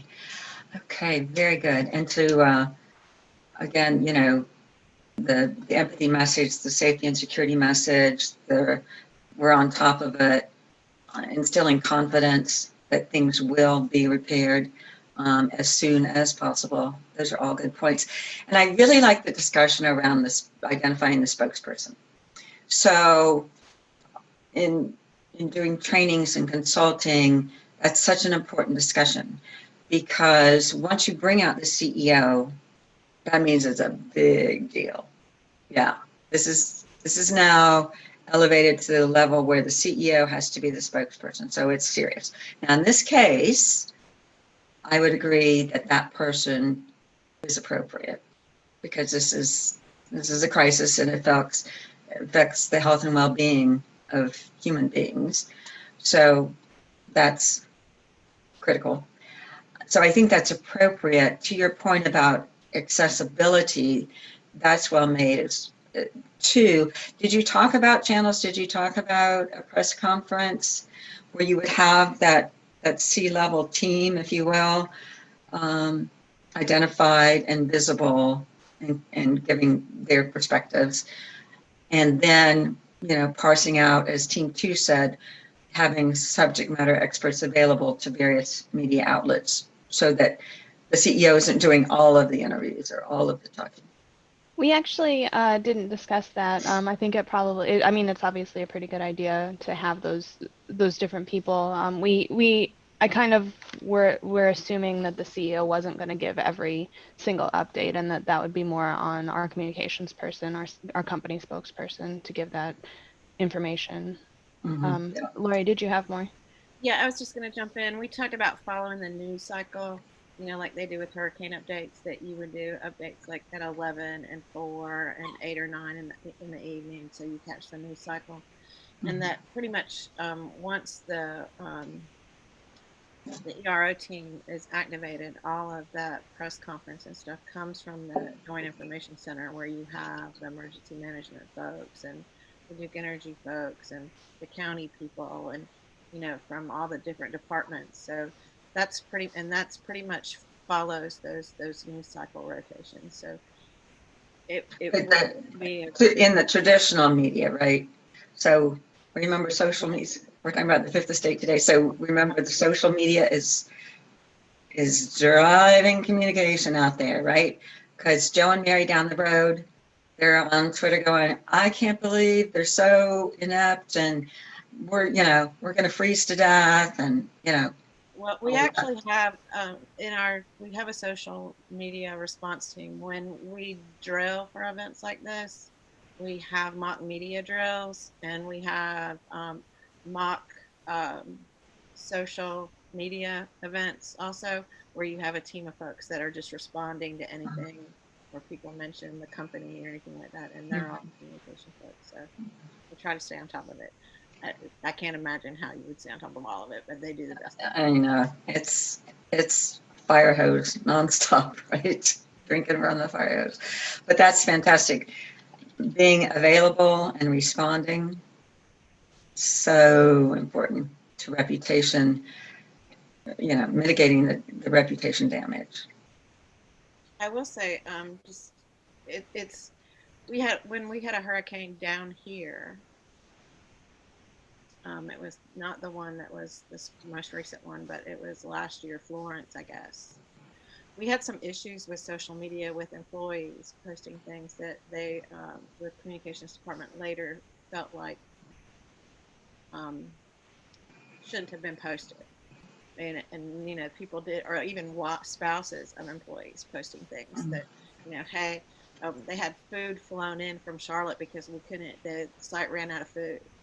And there was no place open to get food, and it was the middle of the storm, and nobody had electricity. So one of the spouses, posted, oh, the heck with the emergency responders. My husband's manning the emergency response center at the nuclear power plant, and they're having food, helicoptered in just to keep, the communication people are going, ah!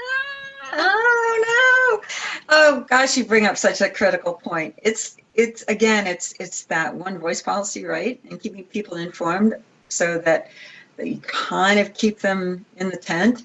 But it can be a spouse who's really not quite on top of things. But hopefully, the employee is sharing information with their immediate contacts, their family, their neighbors, whatever. Again, they are a critical communication channel. Absolutely. That's such a good point. To remind us all that we have to, as I said, tell the family first, the literal and figurative family, your employees.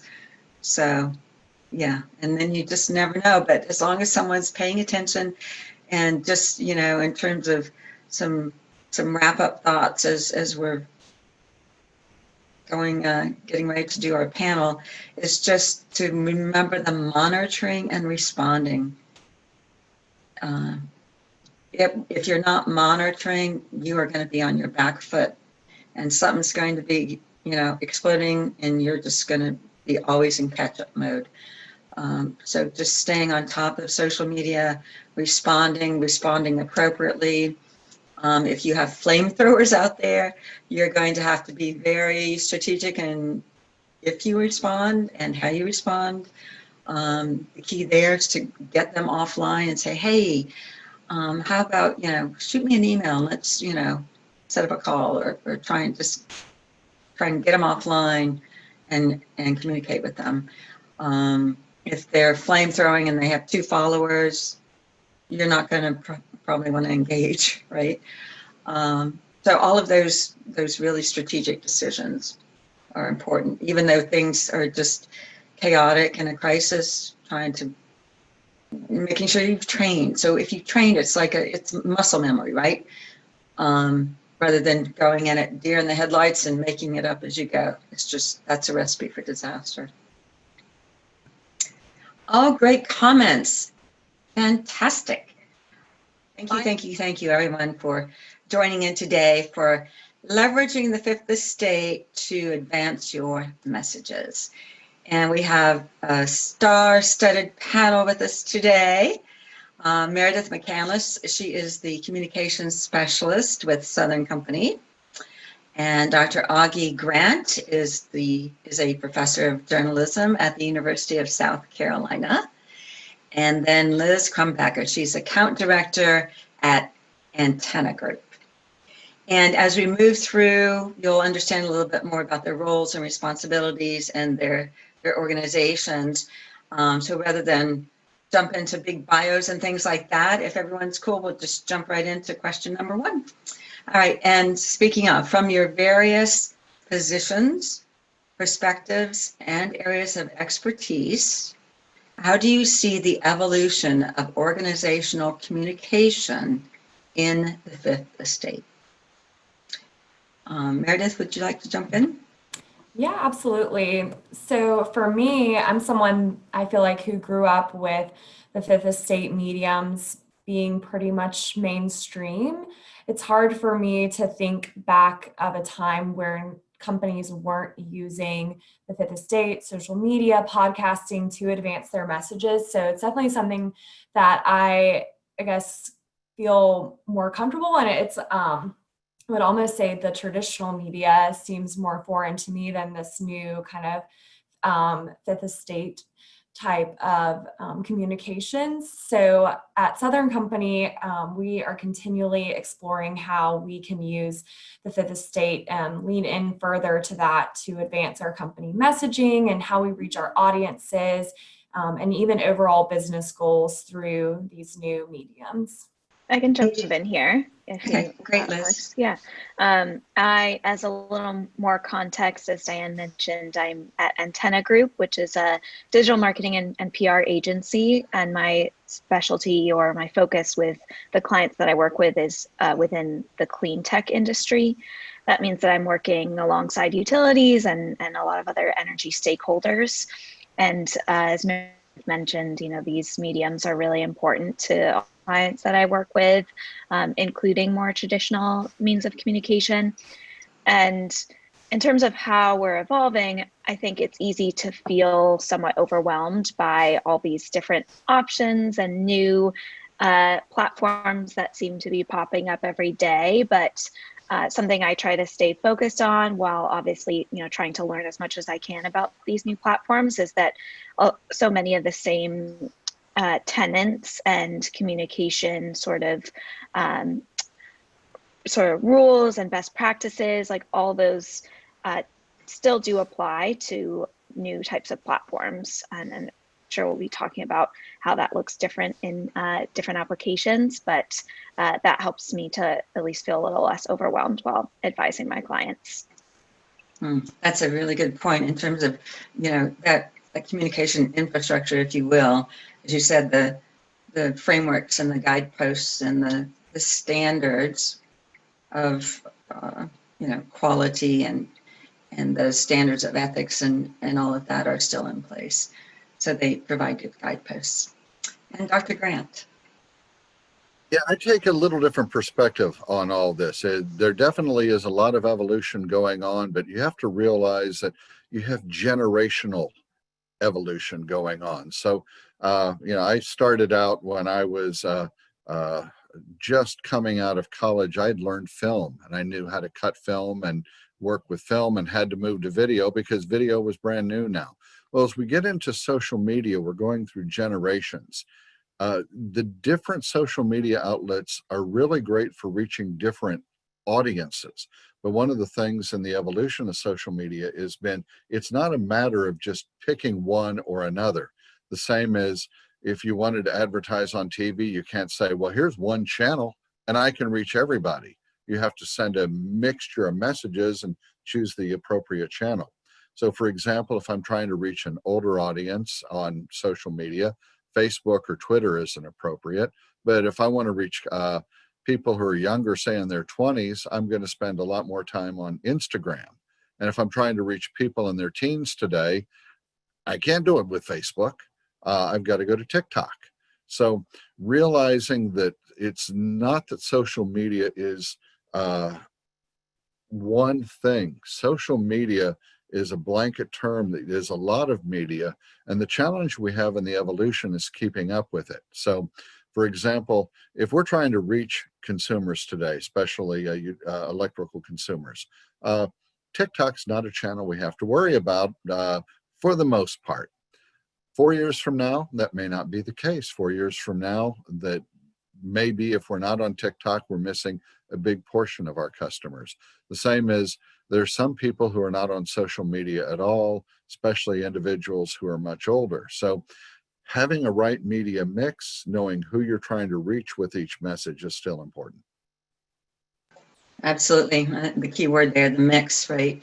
And really parsing out your target audiences and learning where they get their information, what they're involved, what they're engaged with. And that's where you want to engage with them, right? The demographics are really interesting. So looking at the demographics from this morning about podcasts and how that skews younger. So I listen to podcasts like all the time, especially now.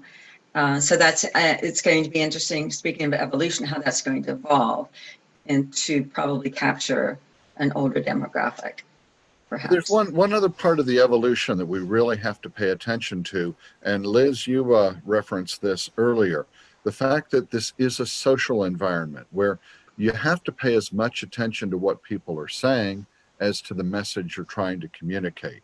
It used to be those of us in communication, we were concerned, how do we create a message and what channel do we use to deliver it to the audience? That is so 20th century. In the 21st century, the conversations are going on and you have to say, how do we insert ourselves into a conversation? How do we make what we're doing part of the conversation? So I heard in the earlier discussion the mention of surveillance. At least 50% of the job of communication today is, rather than being creating and distributing messages, it's finding out what people are saying, knowing whether to react. And many times you don't want to react because you don't want to create a flame out of something that'll just fizzle out. But knowing how to react or how to build a message, that's a different set of skills that from what we used to teach. And we're spending a lot of time, especially at our university, trying to teach people how to build the skills to use social media so you have this interactive communication. Well, it's always been about relationship building, right? And so becoming part of the conversation, become a relevant part of the conversation by listening. So being relevant and being able to resonate in your communication is really, really the keys, I think. So yeah, great points. All right, so what insights can each of you share in terms of a strategic approach to incorporating traditional and new media to share your organization's stories? So we're talking about that media marketing mix, right? Meredith, you want to jump in? Yes, absolutely. So, and a little background about me will be beneficial here. Actually, just celebrated on Monday my 1-year anniversary with Southern Company in my position. So it's been very interesting for me to kind of see the evolution of our company within the past year.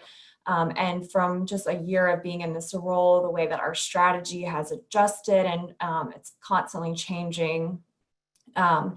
And the new media has become a huge part of our overall communication strategy.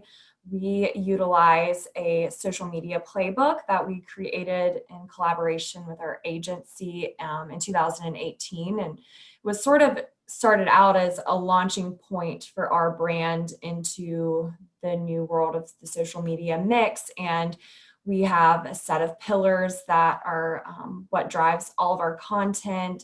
We have our audience groups that we're focused on targeting, and we have a brand muse that helps to guide all of what we're word usage. And it's like an over 100-page document that we reference and really acts as our strategy playbook for new media and incorporating that into our communication mix, because I do think previously we had relied heavily on a lot of traditional media and working with reporters and building those relationships. And so it's been interesting to see how we've grown into this new role and really building our brand on our platforms. And like to Dr. Grant's point, really playing into the mix. our target audiences skew in an older range. We're looking at investors and policymakers, business leaders, opinion leaders. So we really put a lot of emphasis on our LinkedIn and our Facebook and our Twitter, and Instagram is something that we're kind of still exploring and what works best. Obviously, some content performs better on different platforms, and really that's a big part of our strategy right now, and a good part of what we're researching and monitoring is what performs best on which platform. Great. And you mentioned your target audiences, your key stakeholders there. So obviously that's a critical piece of all of it. Absolutely. Yeah, I think building on a few points that Meredith and Dr. Grant have shared, I think, always thinking about first, like you said, Dianne, audiences, and also the type of story that you're trying to tell. I'm sure this was discussed in the previous session focused on podcasts, but, there are certain stories that, or even types of spokespeople that really do best in that format in terms of having just more time and attention of an audience to really get into some complexities of a story and be able to be sort of like dynamic in that way of like an interview style format.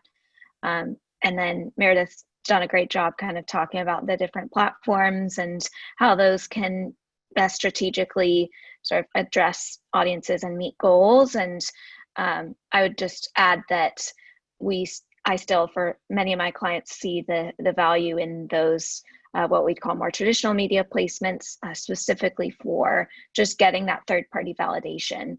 I think having the more dynamic communication opportunities on social is really helpful and impactful, and then being able to use that as a platform to even share other stories that capture, the really cool and third-party validated stories that my clients are telling is a good combination.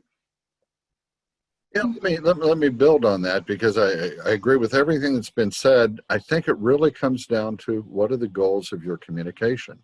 And with all the different constituencies you have, whether it's your customers, your vendors, your investors, or the regulators, realizing that anyone in any of those groups can have access to all the media that the others see, it's critical that you start out saying, what is our message? What are we trying to communicate? And then making sure you've got a uniformity of messages across channels, and you're using the channels appropriately. The other thing that hasn't been mentioned much is the importance of research, that you've got a couple different dimensions of research. First, you've got the media monitoring that you can do through Meltwater, Crimson Hexagon, or one of the tools that will let you know not only what's going on in social media, but in traditional media. So you know how people are referring to you, and you'll know what the conversation is. But also looking at the effectiveness. If you're going to do a campaign, suppose that you've got a campaign that's pushing solar or renewable. You want to have a baseline before you start the campaign to know what the awareness is and what the utility is. And then after you do the campaign, you want to measure it again. So we've got to realize that the communication process is not just a matter of putting out messages. It's a matter of having clear goals, clear channels, and then measuring the outcome so you know how effective the message is. Excellent. I think of it as a grid: purpose and engagement. And you want to be up here, high on purpose, high on engagement, right? Yes. Fantastic. Excellent. Well, Dr. Grant, with your previous experience in the energy industry, which we didn't share so far at this point, but Dr. Grant actually has a lot of experience in a former life or two, I guess, in the energy industry, and would love to know what you're seeing in terms of research, thought leadership, new perspectives on changes in communicating with stakeholders. Absolutely. You've got three big trends that at least that I'm following in the energy industry, and you've got to keep your fingers on it. The first trend is the change in the sources of energy. When you get very big companies like Royal Dutch Petroleum and BP saying that in 20 years, they're going to be generating half their energy from renewable. That's a big change. We have the same thing in our utility system saying, how do we incorporate the traditional systems with renewable systems or other alternative systems? So that trend is coming through, and we've got to keep our fingers on that. Next, we have the trend of markets opening up. Now, South Carolina doesn't have as aggressive markets as you have in other states, but the fact that you have the ability to look at what's available to buy, sell, and maximize the opportunity for the consumer, it gives much less power on the organizations that are generating, a lot more on the consumers. And again, some of the consumers are going so far as to say, well, I can go completely off the grid. I'll put up solar cells, I'll put up a Tesla power bank, and then I'm independent. That's a change that we didn't see even 20 years ago. The third change we have that is going on is the segmentations that goes through here. And this gets back to our communication, that what you're trying to do in reaching regulators depends on who the regulators are. There's some specific messages that you've got to communicate that are very different from the messages that you might be giving to your consumers, where your needs are. Obviously, you want to have consistency in messages, but looking at the needs and realizing that the industrial customer base, for example, has very different needs, and they're very much, their importance is very different to our business models than the consumers. We've got to have both, we've got to serve both, but looking at what the needs are and how we balance it. So those are three general trends that I'll throw out, but again, I'll defer to those of you who are much closer to the industry than I am. Any feedback, Liz or Meredith, in terms of some of the points there? I think it's fascinating about this sense of independence and controlling your own destiny around your power grid and how your quality of life, right? So that's fascinating. Meredith, are you seeing some of that? Yes, absolutely. We a lot of our recent campaigns have been centered around the idea of building the future of energy and what that looks like, and really taking hold of how we want to leave, our world for future generations. So I think, Dr. Grant, your points are definitely what we're seeing on our end as well. And Liz, in terms of clients you're hearing from and working with, what is their mindset in terms of future forward? Yeah, all in, really. So the sort of snapshot of the types of companies I'm working with most closely, it's from smart technology providers. So that includes like the Google Nests of the world, and the thermostats that are increasingly going into people's homes, working with energy storage companies, with solar developers and solar financiers. So this is something that I'm learning more about every day and helping get that message out too. In terms of the primary social media outlets, including blogs, podcasts, YouTube, share which of these Fifth Estate tools you use or recommend most, for what audience and to what end. Liz, you want to jump on that first? Yeah, I think I touched on this a little earlier in terms of the value of certain mediums like podcasts or even YouTube, that we see those overlapping a little bit in terms of giving a platform to allow people to tell better stories or just have the time to be able to kind of communicate in that way. So that's an important thing to think about. And yeah, just again, always starting with the audience and your goals is going to really inform which platforms just make the most sense for different campaigns. Something more specific that I can share from my day-to-day is that I work with, as mentioned, a solar developer / financer, which their main goal is to really communicate with and get in front of the medium solar developers, and sometimes that gets to be region specific as well. And so knowing that, it's important to just be very targeted. So we use that as a reason to rely heavily on platforms like LinkedIn that have really detailed capabilities for just getting in front of those individuals. And it may mean that we only focus on a much smaller group, but it's the right one. So I think that's just one way that I try and think about which platforms I'm recommending. Yeah, let me build a little on what Liz said, because one of the great tools we have with these online systems is the ability to hyper target different types of individuals. So for example, what I'm trying to do is get a message out only to people who have solar panels on their roof. There are tools I can use to identify people who have that technology and then get the message out specifically to them. And once you have developed the hyper targets, you can really specify. The old days where we have one general message and we put it out on television and we know everybody gets that. Again, that's 20th century thinking. So it's a matter not only of having a target in mind, industrial versus consumer, or a demographic target, but a lifestyle target.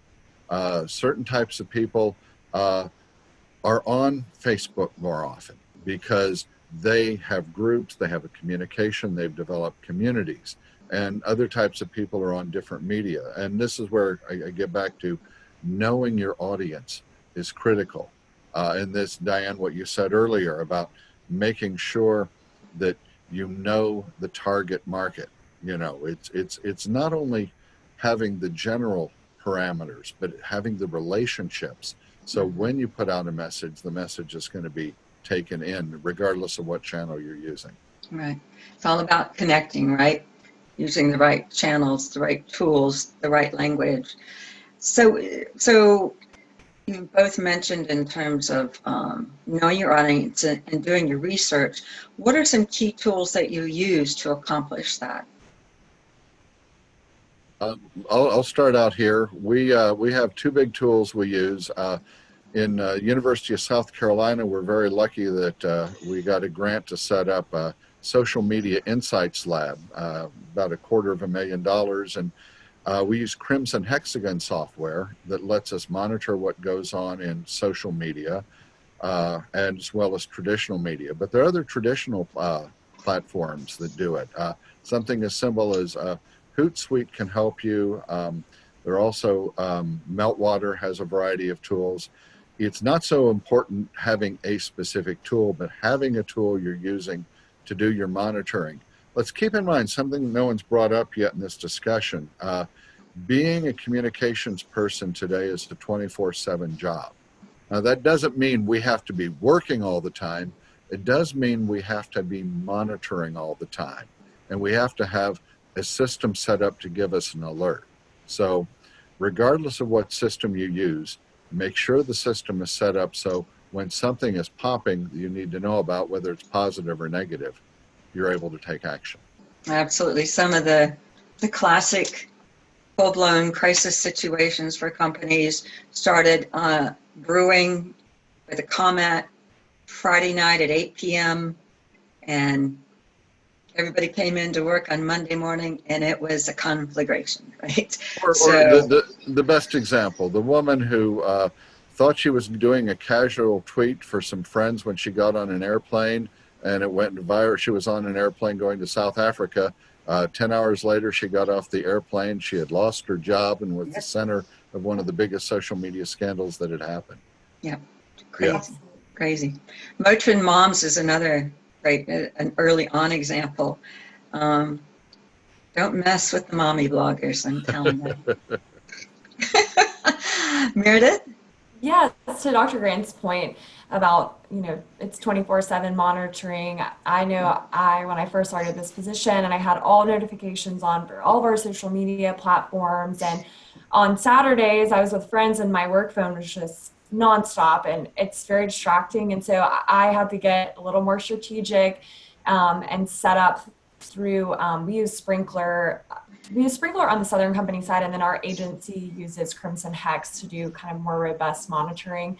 But through Sprinkler, I set up where I would get alerts only when necessary for the important things, because it can be consuming. And even on your personal social media, wanting to check in on, what's going on our Southern Company accounts. And so keeping a good balance between that is really important.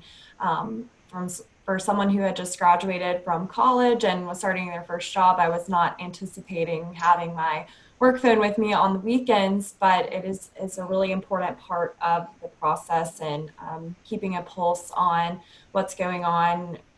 Saturday night at 10 o'clock, sometimes things just come up, and that's the way the world is now. So Absolutely.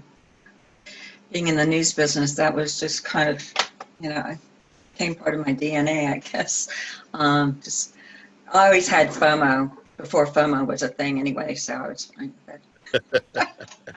No, but at the same time, Dan, you've got to realize Meredith makes such a good point that you've got to have time to separate yourself. Sure. You can't constantly drink from the fire hose 24/7. You've got to have not only an awareness of what the tools are, but you've got to have an analytic ability to set up the tools so that you know what the thresholds are, you know how to pick things out, and you know when you can turn it off. Again, what you're looking for in a position like this is someone who really knows analysis and energy, and someone who really knows communication. You've got to put those together. And that's those people are very rare, but very, very special. Right. It's about perspective. So much is perspective, and quantifying and qualifying what's going on and how you respond, and that decision-making tree. So if this, then that response, that kind of procedure, to have that plan in place. So you do have those benchmarks, those trip points, if you will, to know when you have to respond and how to respond. Good stuff. I want to remind everyone to please jump into chat, share your comments and your questions. Would love some questions. So I see one from Bobby. How can we leverage the fifth estate to show progress made towards larger future goals, sustainability, pledge, etc.? Great point. It would help to separate the hype and marketing from reality. So Liz, you're kind of our third-party marketing person here.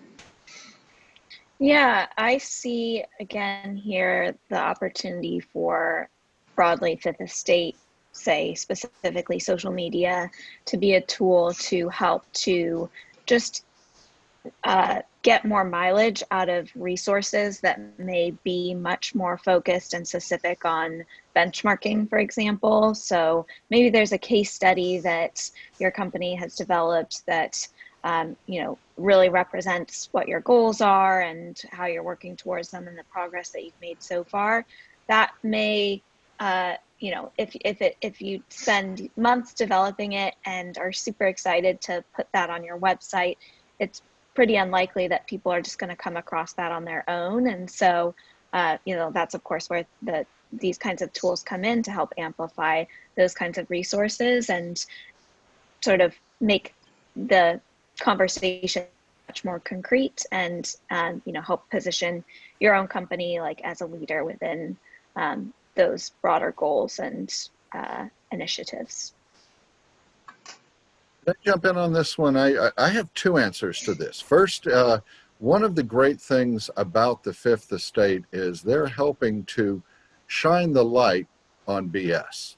When you're just putting out something that's sheer hype, somebody is going to see it. Somebody's going to take a camera back behind the curtain and show you what's there. The days of the Wizard of Oz are long gone. You have cameras that will show us what's behind the curtain. So it's critical for us as we're working with our management teams to make sure when they're talking about messages of sustainability or environmentalism, that they realize that these have to be true actions, that you can't just say, we're going to be so green and then do everything we're doing and just paint all our trucks green. Mm-hmm. That's the first dimension. The second dimension, again, gets into the relationship thing. There are individuals in every community who are active in any of these causes. Let's take sustainability. If as you're building a sustainability campaign, you bring individuals who are active in the local community, you get their input, they are going to share what they're doing. This is where we get the term influencer. And the influencers we use in the energy industry are different from influencers you would use in fashion or in entertainment. But they're just as important.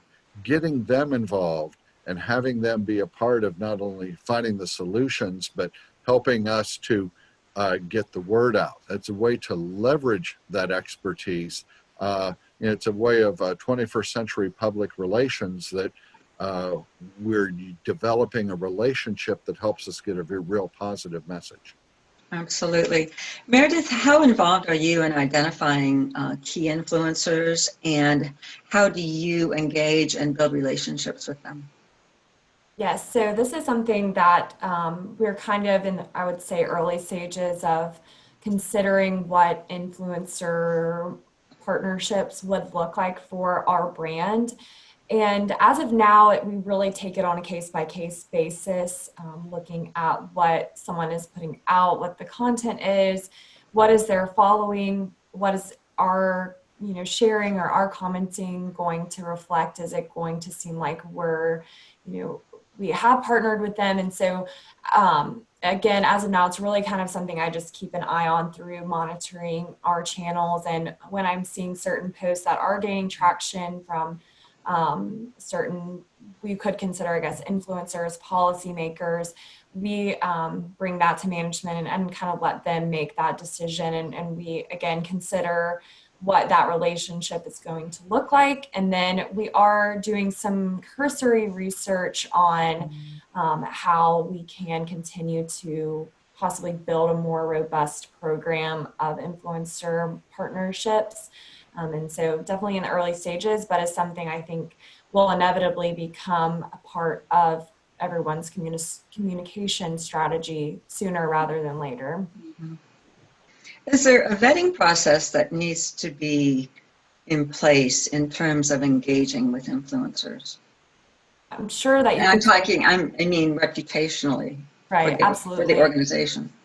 I feel like that's something for all brands that, partnerships get pulled. I feel like every day, all the time, there's something in the news about so-and-so has said this and therefore has lost their partnerships with this company. And so I do think that's really something that's specific to each brand. What are your brand values? What are you trying to get across your messaging wise?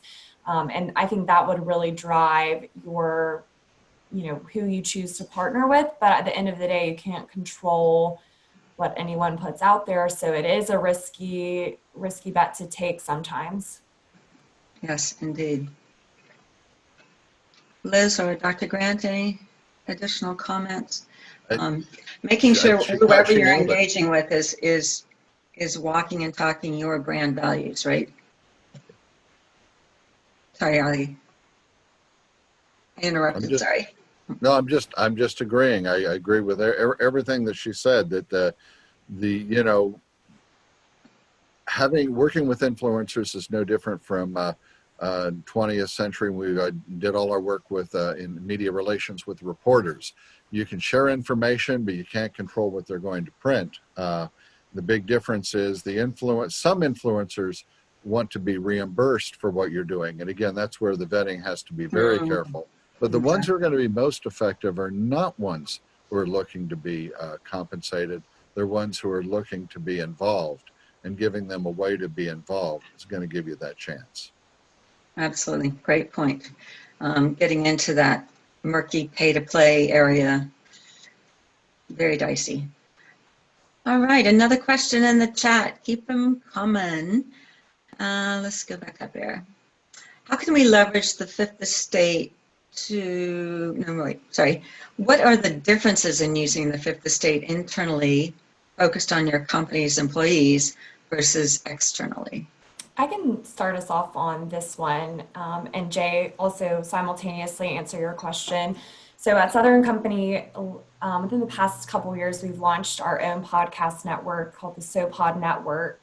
It is a kind of, or it's a department-wide effort where we have probably 2 more dedicated resources that are in charge of producing the episodes, but a lot of the content is driven from across our system. So it originally started as an internal effort and was only available on our internal web pages, and was a great way for us to reach our field employees. So it's easy for corporate colleagues to be on their computers all day and able to read stories and other news that we're putting out internally. And so having the podcast where you can put it on your phone and be driving or working on some sort of projects hands-free and listening to these stories in a much more meaningful way. We got a lot of great feedback starting out internally, which in turn kind of drove us to consider what the podcast would look like externally. And it has been a really, really big success for our company. It's been a great way for our employees to hear from executives, to hear from other organizations within that might not have ever crossed paths. So, and it's also a great way for our stakeholders to hear us kind of get more personal. And again, with podcasting, it's anywhere, anytime. You have the opportunity. You don't have to necessarily be looking at anything. So I think that flexibility is a really, really huge part of why we had such great success with our podcasting. Liz? Yeah, my apologies that my internet cut out there, of course, right? That's okay. I've missed some conversation and now can't see the question. So hopefully I addressed it. I just lost the chat history, but all is well. I think in terms of how we approach it at Antenna, internal communications versus external on social media, we really we understand that our social media presence is a huge representation of what we can do for clients. And so it's a big priority. And we also are all very, very busy people, as everyone is, and it's easy to not make time for it.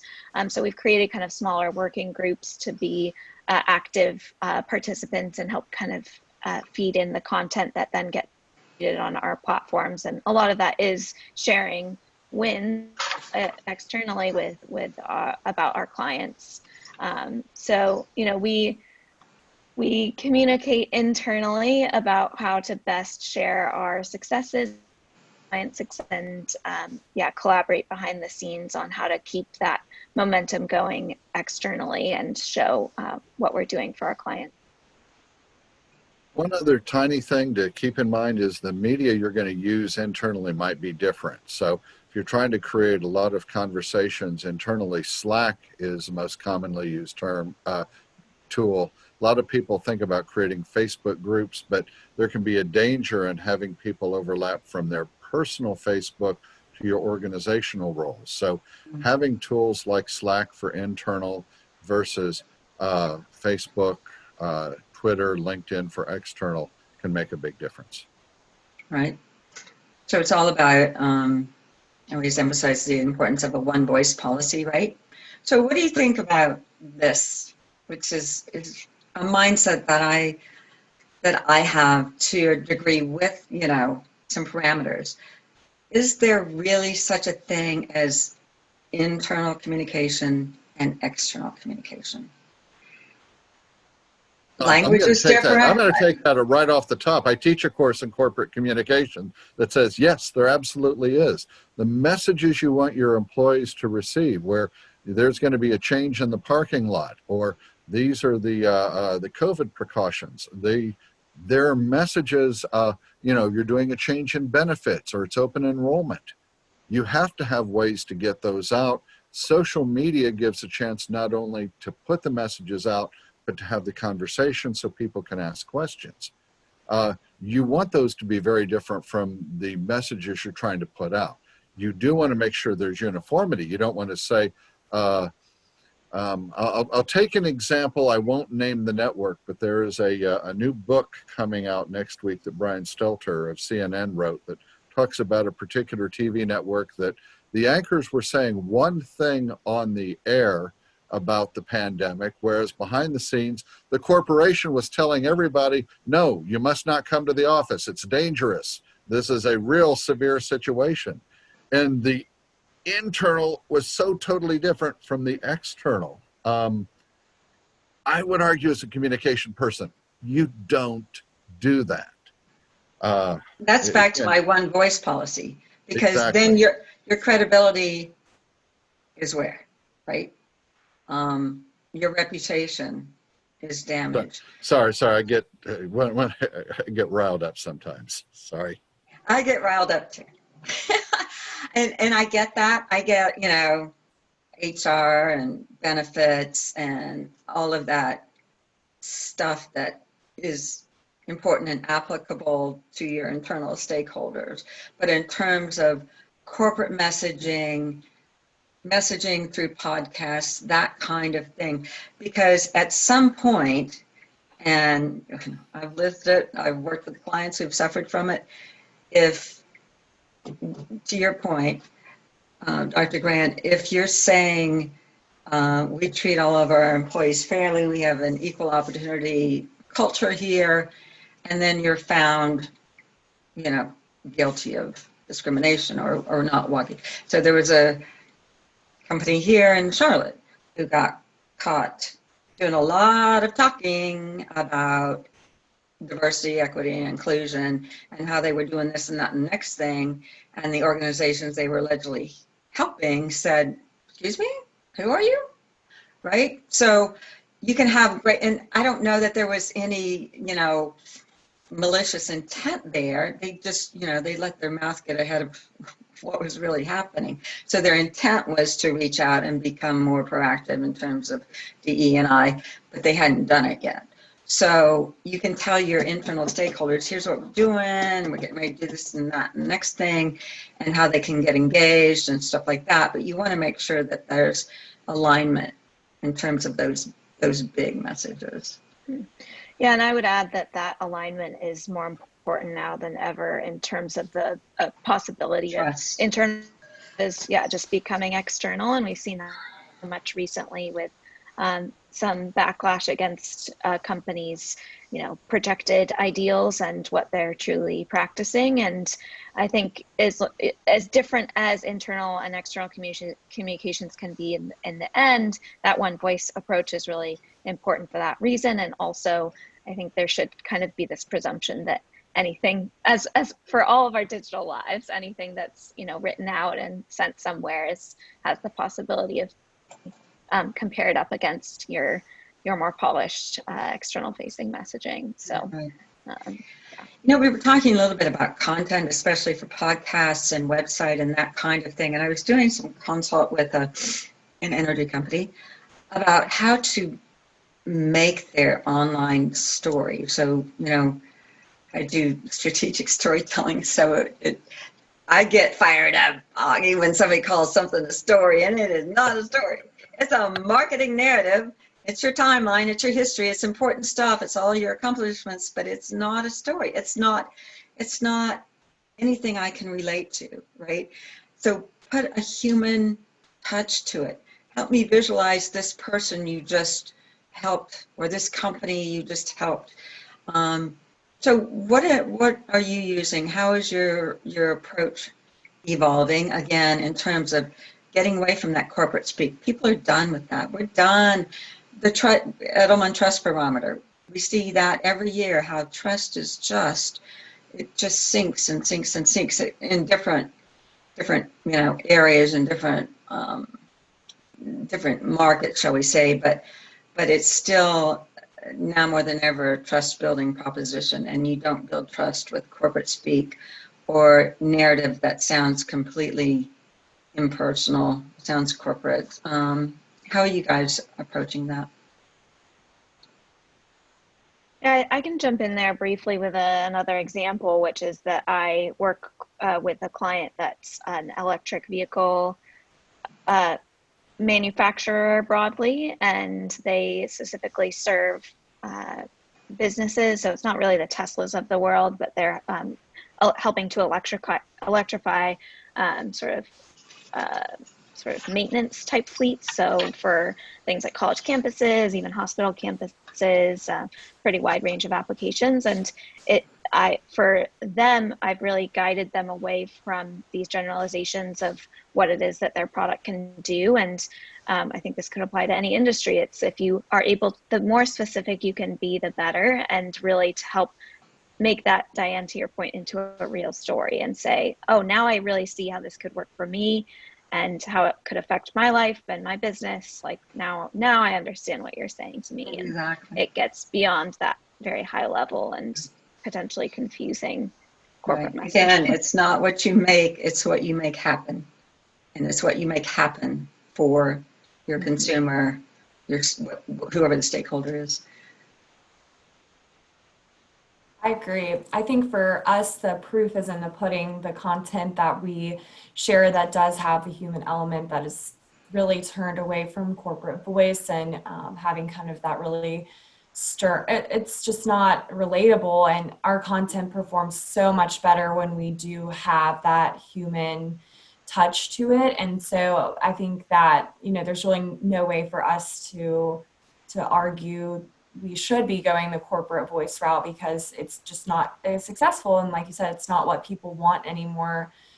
It's not what people want to read. We get enough of that as is. And so, and I think in our position in the energy industry can sometimes be hard when you're talking about acquiring a wind facility, really how cool or sweet could that possibly be? And so you still have just really got to be creative and constantly kind of pushing the button there and thinking of new ways to present that kind of information that is more engaging than your standard link to a press release type of tweet, which is obviously the easiest route to go, but doesn't perform as well and doesn't reach who we need to reach. And so obviously that's something that we have to work through every day. Absolutely. And then there's the confidentiality piece, which is also huge too, in terms of actually putting a visual in someone's mind about a person or a company and that kind of thing. Dr. Grant, any other thing? Okay. I have nothing to add to what they've said. I mean, you've got two really accomplished people here, so I'm not going to gild the lily. Aren't you nice? Even though you could. Well, we are at time, but I would like to have an opportunity for you to share your thoughts about one last question. What do you see as the greatest challenges and the greatest opportunities in the new global marketplace in terms of connecting with stakeholders via the fifth estate? Let me go first on this one, because I have a real simple answer. It's that your stakeholders are receiving so many messages from so many sources. Everybody wants to hyper target them. And the more important they are, the more people are trying to target them. So you've got two problems. First, identifying the people you're trying to reach. And second, breaking through that cacophony of messages so that people will have. And it takes you back to the relationship. If you're giving a bunch of nonsense that they don't care about, let's say you're doing a Twitter feed and only 1 out of 10 tweets is relevant, they're not going to follow you anymore. The more relevant the content you have, the more you make that connection and make it useful, the more likely they are to take in the content you need to deliver to them. Okay. Challenges and opportunities, Meredith? I was going to say, I think on our end, it is both a challenge and an opportunity. A challenge, to Dr. Grant's point, if we're not getting it right, but an opportunity if we are able to really hit every point, stay relevant to our stakeholders. Our content that we're putting out is what they want to see. And so that would be, a fantastic way for us to just continue to grow our brand and reach our audiences, which would be the opportunity side. And again, the challenge side being if we aren't hitting those marks and we're not reaching those people. And so just staying abreast and monitoring success of each piece of content, each story. Not becoming white noise, right? Liz? Not a sound machine. Yeah.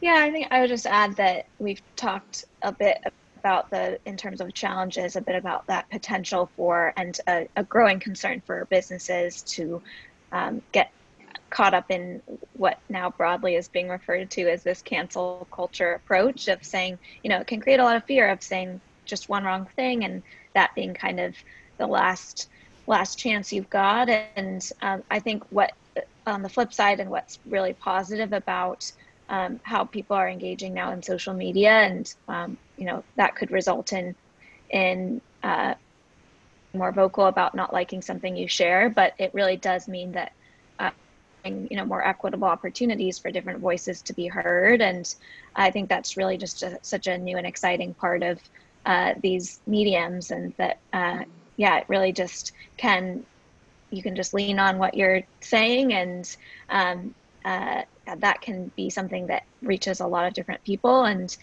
you don't have to be a CEO or someone with perceived a lot of power to be able to communicate with people and get your message across. Excellent.